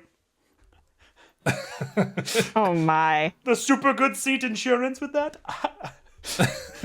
And then he does like a as you walk by, and there are one ticket to the Bloomfest VIP lounge, celebrity hotel seating. So we just need to convince this guy that he's won tickets. That's all. Perhaps not for the festival, but maybe for a resort day. Eligible only for today, because we need to go today. It says redeemable only, like within the next 12 hours you must be at the hotel. Yeah. I can't wait till we go to Pulse River Music Festival and you guys see Paul like, woo! He's got his Greatest day ever. shirts off. Like, he's got, like, I love you, whatever. I left your my top unfaithful star. wife for this. Oh my. You got rave like bracelets on. 3 sheets to the wind. Holy. The most popular guy at the festival. If my eavesdropping is correct, I think the guy mentioned that he was at the bar or something. CDs? Was that No, that's where for... CDs? That's where the date is. We need to find Paul. I will look for the most non-coven person, right? Sure. Yeah. And just go, Do you know Paul? Most non-coven person. or most God, coven, whatever this Paul feels is. like if I say no, it's just wasting our time. You're just gonna keep asking that until you find someone who says yes. Yeah. I just happen to know Paul personally. Yeah, that guy owes me $20. I hate that guy. I'll help you for a favor. Well, Rag gonna have a lot of favors. Yeah, we would like to find Paul, please. Oh, I think last time I saw Paul, he was over at the harbor. I think he just was pulling in. Knowing him, he's probably with Dodger. His wife, I think they like to hang around the edge. It's a weapon shop down that way. They got a what are they called? Back room. That is like a lounge. That's where God. they hang out. Okay, let's go find Paul. Hey, tell him I said hi. He owes me $20. I hate him. God, I really want to figure out what this Paul guy I know. did. Everybody does not like this man. Yeah, you guys head over to along the docks. You actually see Hammer Hands Chuck. He like looks at you like, Hold up a ticket. and you arrive at this like stall. Like the dock kind of pokes up like this, but there are like shops kind of interspersed between the sections where the ships park. And there is like a big weapon store that is 2 levels of the outer tier. So like you walk in and there's a bunch of weapons, pilot-sized weapons on the walls, various types from the planet of Iroko. All of them with their serial numbers filed off. In the front room of this weapon shop is like obviously like the shop is like this big and the enter chamber is like this big, but there's no door leading back. So it's like the most obvious like speakeasy Front. I see. Yes. There are people on stage in the back waving at the people in the store. like they're like hanging out of the windows like there is a teenager at the front desk. Hi, can I help you? Do you need an illegal gun? What? Okay. Unless it's free. Weapons, firearms, ammo, Yep. free. I'm gonna let Zaccheus take this over. Algoric. Hi. Oh, sorry, sir. The license is there on the window. Boss is out, so. Yeah, I'm not mad at you today. I'm mad at Paul. Is he here? Oh, thank God. Yeah, he's here. Yeah, he's in the back. Holy Oh my god. Worst teenager ever. Yeah. Do you want me to get him? Yeah, I need him here right now. It's important. Okay. Do you want? You know what? Actually, he just presses a button under the desk, and like literally 2 sides of the wall just, and it's like, and inside is like a much bigger room. You see all manner of coven people that have adapted their bodies specifically for partying. So, like, they have, like, extra arms to hold drinks. And My party notation. Wow. they have, These like, guys are awesome. skin. Yeah, skin that, like, does, like, the holofracting, like, bioluminescent thing that octopuses do, where it's like... They do what Augments I do. on the side of their heads are just the cups and the straws. Pure helmet augments. God And damn. you see a table kind of off to the side where there is a woman with short brown cropped hair and sitting looking annoyed, scrolling on her data pad, drinking her like tall space sci-fi drink with like weird bubbles in it and stuff. And you see Paul just kind of like, God. Paul! the woman looks first before Paul does. Who are you? Paul Get- kinda drearily. Huh? Get him over here. Did you do something with the Algoric? No, I don't think so. God. What do you want? Do you know where you are? All right, come on. She stands him up and he kind of like, Hey, this guy Right. sucks. God, I hate this guy. the woman crosses her arms and stands behind him. Do you have any idea where you are? The station? Give me the ticket. I hand him the ticket. You were supposed to redeem this What? 2 weeks ago. 2 weeks ago? What is that? I don't have... Get your high planet side before I revoke that. What is it? What even is it? You have an The all woman expenses. kind of like narrows her eyes. I think I can upload it. She looks like... Roll 20. if it's loaded. She thinks this is No. Of what caliber? You know Paul Bunyan's bull? That one. That's some biggin. Yeah. She kind of like strokes her chin, looking at you like, what the?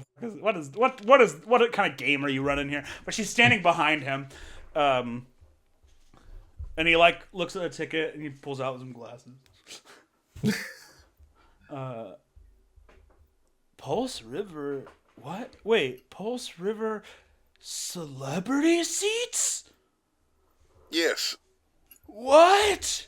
You won Behind the that. DJ booth? You won that 2 weeks ago. You are supposed to be planet side right now. 2 weeks ago? How? Just go, man. Wait, I don't understand. How did I win this? I didn't even... 2 weeks ago? I was in cryo sleep 2 weeks ago. It's not my job to explain to you.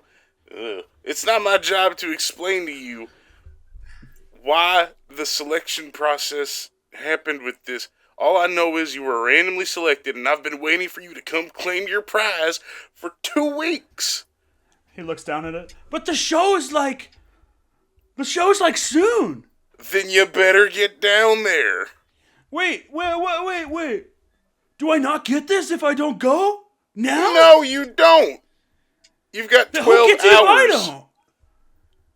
No one. No one. So, go. Throw the ticket into space. But it's only one ticket. Dodge. Only one of us can go. All right. No, you know what? Wait, no. Look, I look at Dodger while I'm saying this. Paul, you shouldn't be getting hammered up here. You should be getting hammered. She literally like down. Oh, planet that's so side. good. Okay. Yeah. You know what, Paul? You, darling, you have been through so much. You know, you've had a lot of bad luck. Literally everyone on this station hates you, and you get a free ticket to go into the Algoric Shield. I mean, I'll catch up, right? Well, you mean it? Like, what if I, Paul? Hey, would I ever do anything to wrong you? No. No, you're the light of my life. You're my everything. Oh, no. I have nothing without you. Okay. All right. I dropped out of medical school. Oh my gosh. Oh, You no. should get going, huh? All right. And she slaps him on the ass and pulls. Whoa! Later, Granny Station. and he runs out, and his toupee falls off. He's running out there. And, like collectively, His pants fall on the ground. a bunch of people are like, God, I fucking hate that guy. Oh my It's god. the master of disguise. He's just running.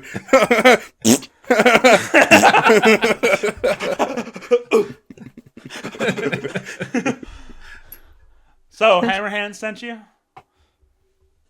Yeah. I You could guess. say that. Don't I know you? She points at you. Zaccheus? Nope. Mm-mm. Nope. What? Yeah, I do. Okay, so if you're Raucus, Well, and yeah, that makes you Ripper 6? I look at Zaccheus, trying to corroborate a story just by glare alone. I heard of you two. We've done some bouts. I'm Dodger. We fought back on Belmac over the Mechatan border wall. You don't remember that? We did a bout. Oh, that was Yeah. I've never seen you out of your mech. yeah, that whole month was just crazy for me. I'm sorry. It was nice to not be on the opposite end of a Scrabble for once. So much you blaster fire and cannons, you just can't see who's who in the dust, Oh yeah. So Anyway, enjoy your day. yep, we're gonna go. Wait. Let me get you a drink. You gotta introduce me to your friend. I mean, you got rid of that shitbag. We are pressed on time. As your assistant, I must inform. We're on another job. An Hammerhands assistant? I need an assistant. gonna help us. Yeah, I mean, I'll take care of Hammerhands. What's your hurry? About 30 hours. Before you go, you guys have heard of the Belmec bout. We're gonna fight against the obelisk mech, right? You've heard of that? I may have had some rumblings. I'm in line. Right now I'm like the best the Algoric's got to offer. It seems like I might be up. So if one of you is going to be the megaliths, I'd love to shoot the get to know you better if we're going to work as a team instead of against each other. I mean, I've heard it's between Ripper 6 and Raucus that those are the two best aces that they got over at Megalith, or at least right now. Oh, On Faraday, wherever he is. Yeah, just kind of recalling that Ripper 6 did mention that. You mean what? No, I mean, and that was his me. Oh, out of character. Internally. Out of character.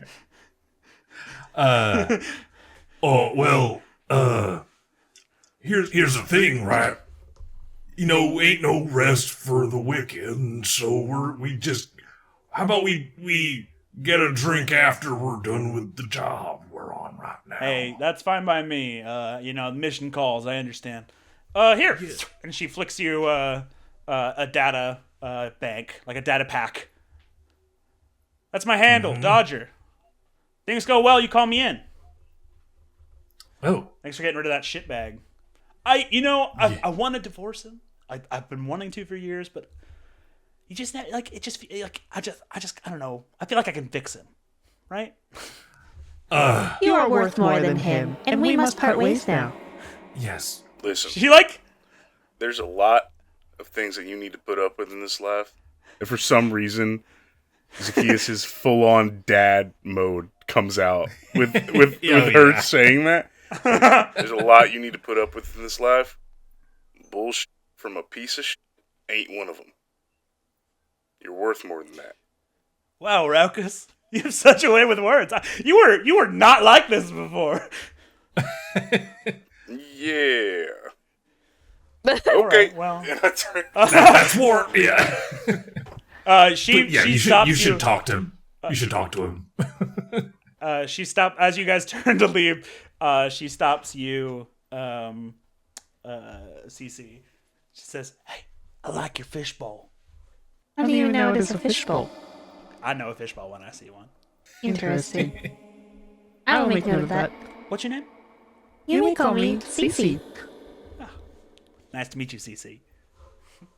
She sends a little wave and then hobbles off. She will She does be like the a- first to die. She strokes her chin a little bit, like. Huh. What a bizarre interaction. Yeah, you guys head back to the harbor. And you reach Hammerhands Chuck. Tell me you got good news for me. He is Dark deed planet-side. is done. Wait, what did you do? You didn't kill. We You didn't did. kill. No, Are you serious? no, we No. Oh God. saying. Oh my God. Listen, I hate that guy, but like, He's still a I father. don't think murder's the answer. I'm just trying to sleep with his wife. We're the black market, not the dark market. Not the grim dark market. Well, I got a date at 5, and then who knows how things go. I'll take you first thing in the morning wherever you want to go. Can we not leave now? But I got a date at 5. Will it take? How long would it take him to get us to the station? Yeah. Back? Well, you still haven't told me where you're trying to go. We would like to go. And then she points out the station, I think is where it is, right? Like we could see Yeah. it from where we are, Yeah. right? Yeah. She will point at the thing and she will be like, we're going there. Didn't that place? Wait. Isn't that place? I thought we do not ask questions.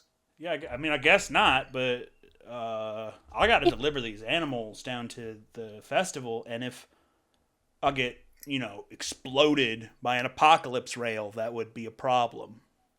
Surely you must have a skiff or something. I drive a big freighter. And you don't have like a moped or something. No, Space I don't moped. have a moped.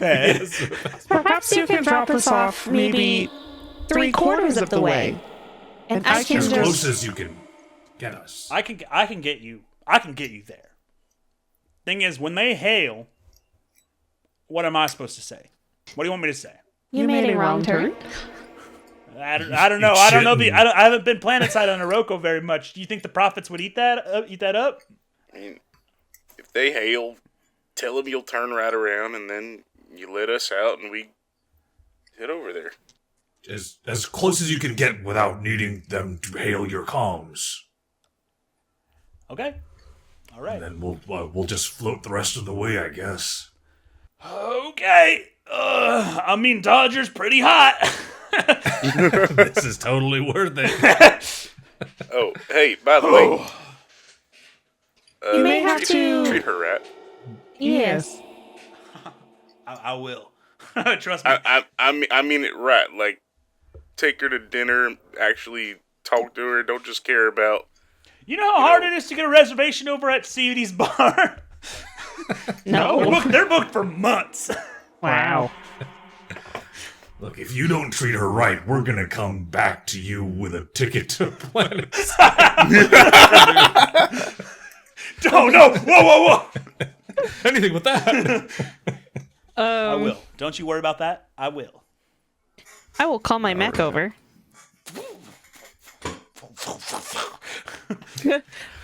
I'm burying in the station. It's like vacuum pulling it. But no, I'll call my mech over. Like a Tesla auto park. It just drives over. Yeah. And I will get in my mech and go, ready to leave. You climb aboard.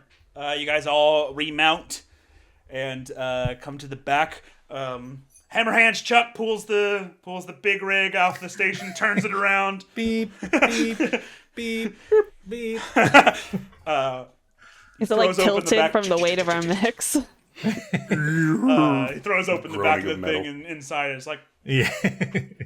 a bunch of like tanks, almost identical to what you remember, Cece, when you were an experiment. And it's big enough in there for your mechs to get inside. Kind of have to duck a little bit. Well, climb aboard. I mean, I'll do my best. Once we get close, unless you got some good thing to sell those profits, you're on your own. You're gonna have to fly over there. I can give you a little push. Hope you got some boosters. But I got a life to live and a woman to be unfaithful with. So I'm not trying to get Indeed. blown up. We understand. I believe that if we power down our mechs as we launch, we might not come up on their radars. I don't know if that's true. I'm not a Lancer. I drive a big space truck. I'm a trucker. Being the It's a top of the different academy RPG. for a solid like For 10 years of my life. as the number one You know who I am? valedictorian. I think this. Would you like to roll? I would to try and like recall knowledge. Do you have any skills or talents? Any triggers that would activate here to give you a bonus? The closest I can think of is hacker fix, but I don't think it really applies to this situation. I think hacker would make sense. I think you could argue for hacker. So that's going to be D20 plus 2, and I'll give you accuracy 1. So you roll 1d6 and add that as well. Okay.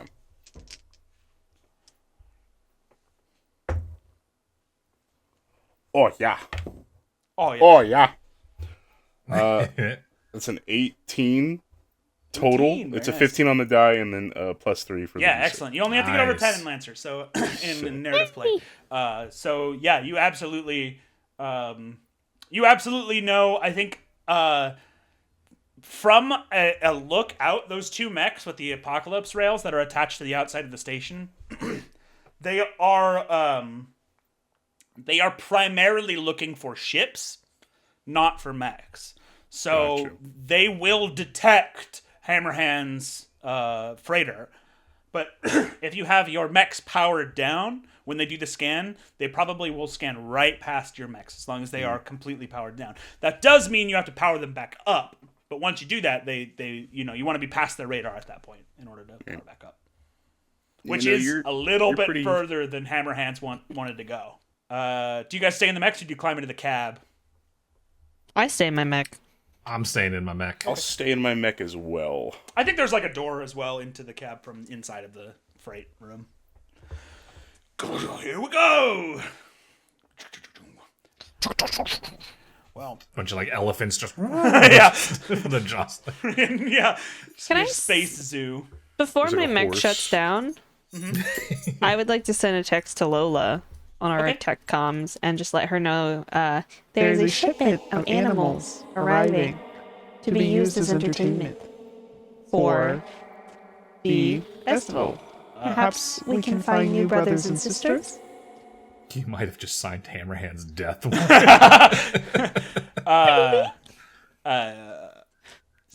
You get a response as your systems are powering down. The liberations of the beast is what makes us who we are, sister. Always on the hunt for new members of our clan. We must first acquire the tech. Then we will earn the favor of Granny, and she will grant us the power of the coven to awaken new brothers and sisters. Okay. I will send a thumbs up emoji. There's a monkey hand thumbs up. It makes yeah, the you guys noise too. start flying in. All right, all you back there, you guys all powered down? Yeah. Respond or power down. I mean, you have comm links in your person. Okay, yeah. I send a thumbs up emoji. Okay, we're coming in. It's gonna be well, I mean, you'll know if we succeed because we won't be dead. Yeah, okay. And you guys come up on the MaxSat space station. You guys can see the satellite network from above. I think this one here on the right in Roll20, that's like Granny's, way over there, and then yours is the one closest to camera. You see these large pillars that kind of go down to atmosphere, and then there are rings that make up the inner thing that are spinning to give them gravity inside the halls, which is the cheapest form of artificial gravity. And there are 3 docking bays, all of which have coven profit skiffs attached to them. And then on either end of the spinning rings are the two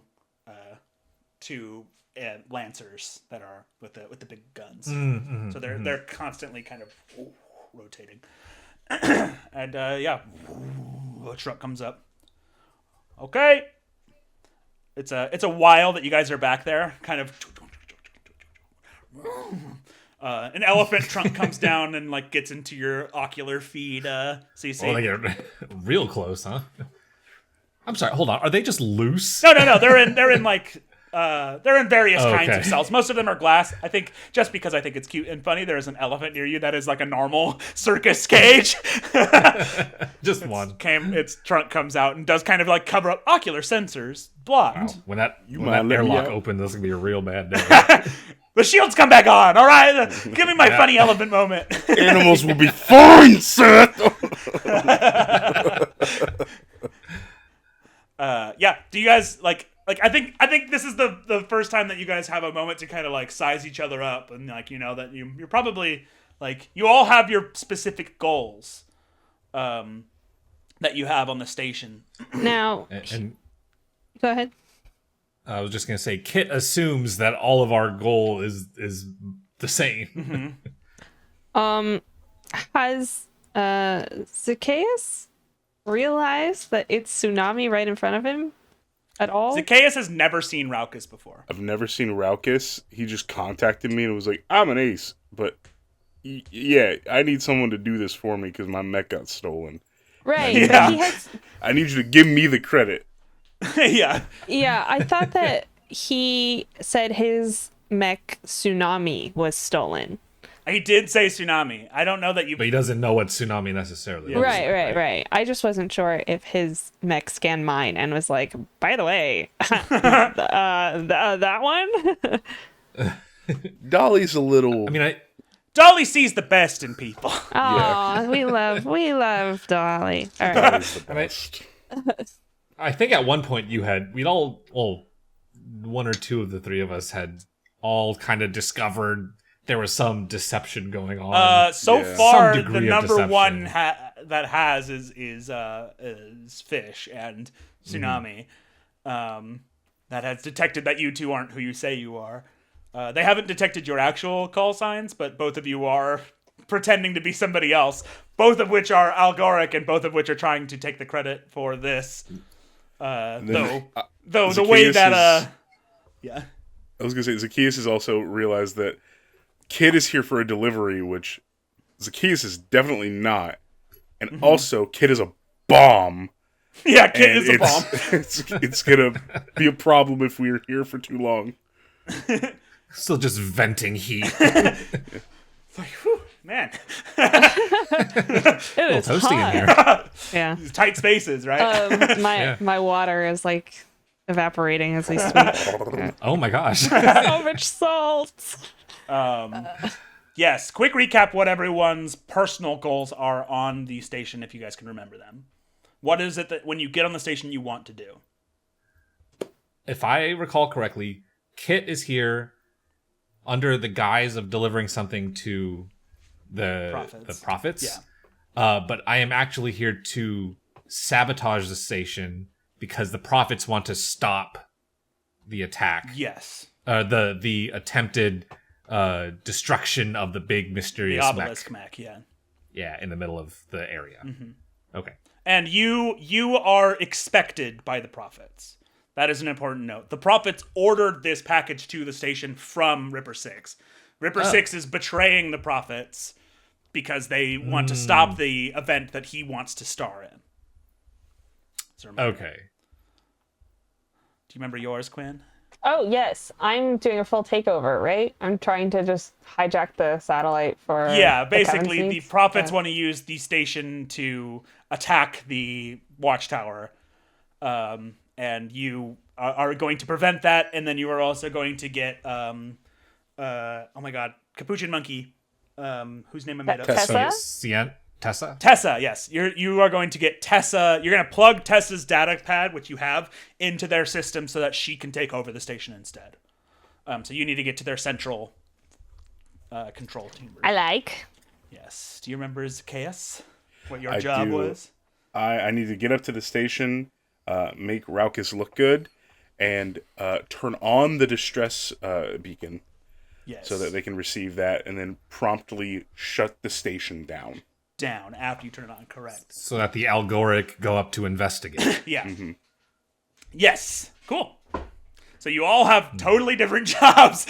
I'm trying to see how can we do all three of them. How do we not Yeah. push each other on the playground Yeah. and go get the I'm slide. trying to get as many faction points as I can.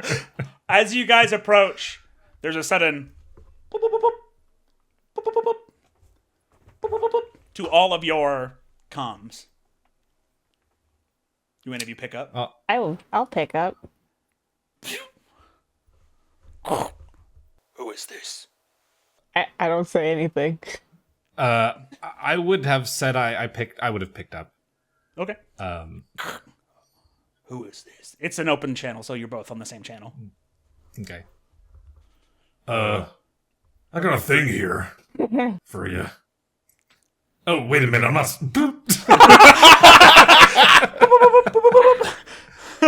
No, I'm not answering again. The call ends with you, CC, and then another call goes just to Kit. Zaccheus. Yellow. Oh, wait, who is this one going Just to? a Kit. Just a Kit. Oh, my bad. Hello? Is this Ripper 6? Who's asking? This is Tank. I'm in control of this station. In that case, yeah. This is Ripper 6. Making me go through an awful lot of hassle to come get this to you. Ripper 6. Oh god, he's got his own signs. What's with the freighter? We didn't have a ship. Wasn't provided one. We had to hijack this one. You're causing more problems than you're worth. Typical 404. Do you want your damn package or not? You know I do. Alright. Take him offline. Wait, what did he say? What? He said take him offline. Hey! It seems like I lost control. Something's wrong. We're drifting. I can't die. I've got a woman to cheat on. I'm going to. Oh, maybe we shouldn't immediately jump out on our mix. Could be a bad idea. I was say, are the animal shields down? They're like bulletproof glass sort of situations. Oh, it's a glass shield. Okay. I think I'm gonna wait with my tentacle hovering over the start button on my neck. Literally the exact same thing. Yeah. Except I don't have tentacles. Yeah. You come within sensors Or do you? of the station, though your mechs are turned off, so you don't know what is there. And you suddenly the ship that you're inside lurches a little forward, and then slowly starts to. Over comms, I'm just like, I'm sorry. I'm so sorry. I'm sorry, I really messed that one up. I'm sorry. We didn't hear that conversation, right? It was just to you? No, that was just to me. Well, it was So to all of just you, for- and then Ripper 6 picked and up. then to just me. Yeah. Well, no, because it was to all of us, and I picked up, and then he hung up, and then called just me, right? Yeah. Well, then we don't know it's your fault until you said that. And now we're going to blame you. Yeah. Man. You guys see a break through the top of the storage container, and a harpoon comes out, spreads out, and attaches to the roof. Oh, the animals. Yeah. We're getting You are pulled being towards them? reeled in. Yeah. No. All right. Yeah. All right. This may as well happen. I will. Personal comms hammer Hammerhands, Chuck. hands Chuck. I can't die.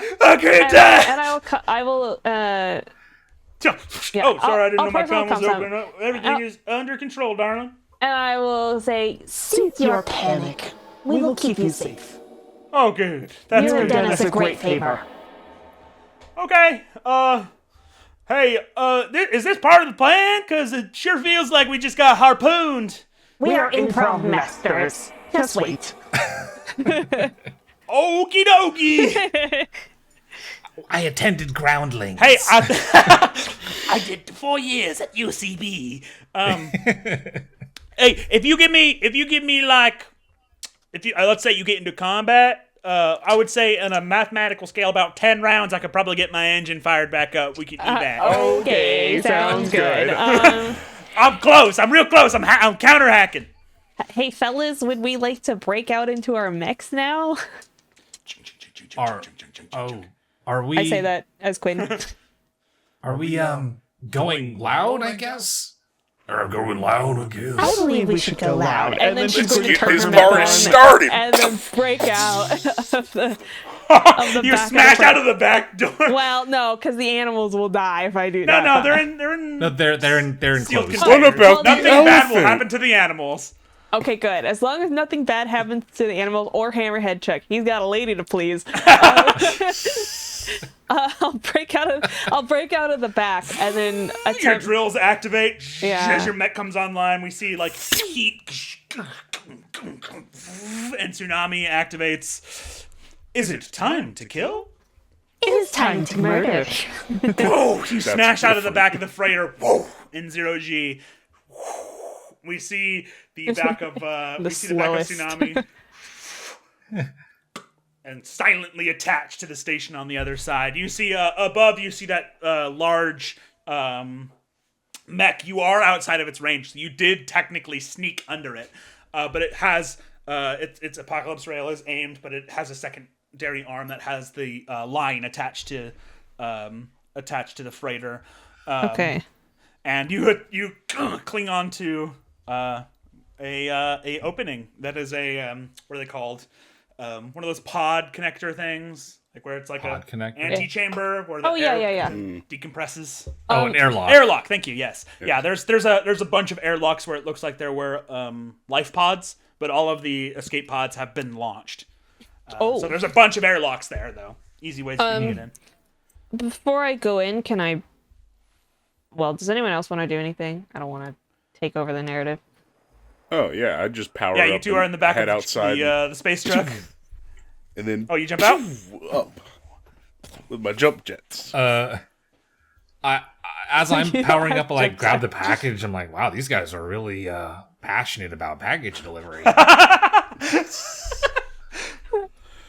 just kind of Get like it here float- on time, or my God, Next day delivery. Overlord Bezos will be unhappy. our orbital package delivery cannon. I mean, that's kind of what MaxSat is. Yeah. Yeah. Okay. So you. Can I break the apocalypse cannon?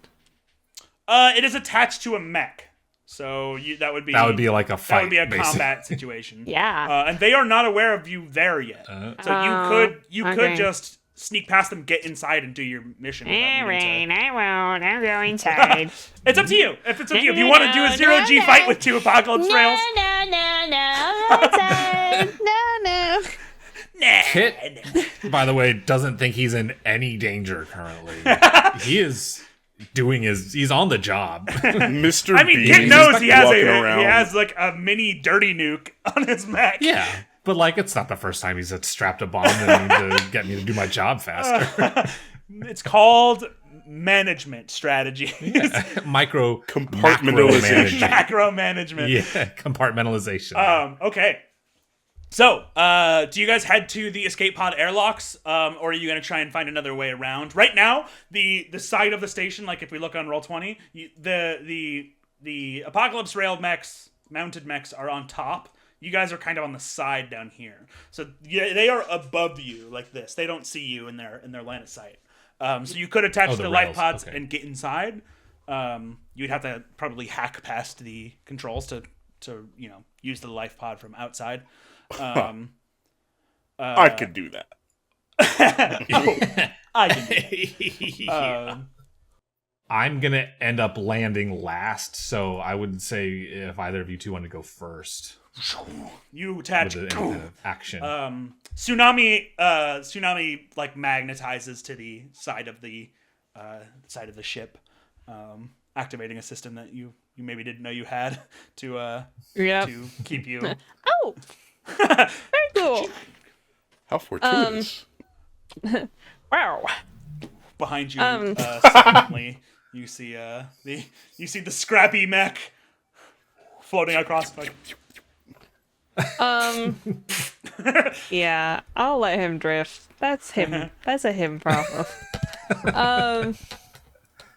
I'm gonna scope out other areas while Okay. I think Rockabilly is gonna check out this airlock. The airlock. Okay. I'm gonna look for kind of, because I'm just trying to take over. It doesn't matter how aggressive I am, right? No. So I'm I just mean, gonna technically, it doesn't matter how aggressive any of you are. right. I'm gonna look for like maybe soft spots in the walls or like system or like shields that I can just kind of like punch through.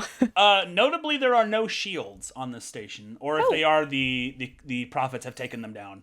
Okay, Even better. great. You clamber along the outside, kind of running like you're on top of a bike tire. Yeah. You run at a certain point. You reach a large bay window, and like you stop and a quick scan. There are quite a few life forms in that room, which to them is the floor. Yeah. So it's like Yeah. Is it? Are they like? Do I see heat signatures? Is that Yeah, what I see? yeah. Okay. Are they like sitting down having a meal? Are they? No, they seem to be arming themselves because they know now. Like they were doing something else, but now they're kind of scrambling because Can of I the see? freighter. Can I use my little arm tentacles to look, kind of take a peek and see if they have like white diamonds on their face or if they're just like civilians? You quickly like look Okay, around. I punch all through. of them are Prophet Coven. Yeah, I'll punch through and let space take care of them. I gotta respect it. I gotta respect it. All right. Have to. So we see CC identify the enemy. Boom! And then silently we cut to a hammer hands Chuck. They got me in their pool. I gotta get my systems back online. He looks in his rearview mirror, his space rearview mirror. And then the station kind of lists. And then the rail starts pulling in a lot. And Zaccheus, you get to the thing. Go ahead. Are you gonna try and hack through? Yes, I will I think send that out would my be- you would small wanna little do a- manipulators Cool. to. Awesome. Are you? Oh, you got the extra hands. That's right. Very cool. Are you? So you're gonna use your hack +2. My hack, yes, please. Is there anything that you are doing, Kit? Just true. You know what? Gosh, do I have? Let me get into my mech loadout here. My hangar. Let me see, what gear did I have? Yeah, actually, could I maybe just while Zaccheus is handling the door, kind of like cut the rope that's Javelin holding? Oh yeah, the line. Okay, yeah. Yeah, I have a segment knife. Okay, I'm so gonna just like I'm gonna say that's gonna need to be a roll, and it's gonna be our first risky roll. Which means something bad will happen either way you roll, unless you crit, unless you get over a 20. oh my god. And for like you can still succeed, like you can still do what you want. But here's what I'm going to tell you: if you don't, your consequence that you're going to get for this roll is that mech will become aware that you're doing that. You know, that it won't look like an accident. So if you crit, it'll look like the line just broke and there was a faulty thing in their mech. Can I offer to you that we handle Zaccheus' roll first while I think about whether or not I want to Okay, that's fine with me. potentially activate this? Sure. Zaccheus, I'm going to give you also 1 accuracy for hacking. So that's going to add a d6 to your roll. Thank you. That's a What'd you natural 20 plus 2 on the d6. Hey! Okay. Yeah, you get. God, I wish you were cutting this rope. You get So do into I! the MaxSat systems. So not only do you get these doors open, but you have control of many of the systems on the station if you can get to any of their terminals. And as a Algoric, that is very powerful for you because you have trained for most of your life how to reprogram systems. So you can change systems to do other things now if you get to any of the terminals on the MaxSat station. Okay. So yeah, you can open these pod doors. You can open all of them if you wanted to. I open them all up. You open up the entire station's pods. Vent this place out. Yes, I do. And I go on comms. I'm like, doors open, and I will begin to go inside. So, wow, that very much changes the encounter. Okay, all of the pod bay doors, chunk, and then from every side of the state, the rotation just suddenly stops, and oxygen that's a blows war out of every airlock, and then the window smashes, and you guys open up. What are you doing? Are you gonna try and cut the line, or are you gonna run for the pod bay doors and get inside? I think I'm scared to get into a fight right now. Honestly. I think we're well not at the afraid. point that a fight is happening. Oh, I mean, like, just they're called apocalypse rails. Like, I don't know if I could. Right. I don't know if I could kill it fast enough for that to. Well, I mean, That's you've got outside a the demon core in your mag. I know. They are. I will say this: the station is small enough for your size 1 mechs. It is not like big enough for them. They are size 3, so they are very large mechs on the outside of the station. They are like, designed to Yeah. fight ships, so they're not really going to be much help in the CQC that is inside the station. Okay, I think this would be lore accurate. Sure. I think as I reach up with the knife to try and like cut the tether, I hear Zaccheus go, "Doors open," and I look back and there's just a bunch of like detritus getting vented out. I'm like, "Oh, okay." Put it back. What's going on? What was that? There's a bunch of comm scramble on multiple stations. You guys will hear the window. There's something outside the. And then you'll hear after like it starts to like the noises start to die down. It's like, "I got a package here." Oh man! You smash the window and bodies immediately freeze and fly out into space as the hijackers, many of the hijackers go flying out. You crawl into the station, Tsunami, and you hear over the overheads of the station. Is that you? That little fucking fish. Is that Tank? Oh my. Crawled out of your hole, did you? An inferior being couldn't find me earlier. Perhaps you can find me now. Why don't we settle this? About me and you. Is that before or after I kill all your comrades? Oh, you're so fucking dead. You know who CC reminds me of? It's GLaDOS. Hell yeah! Actually, yeah. Perfect. That's exactly you what I want. reload your weapon and charge in. Reload your knives.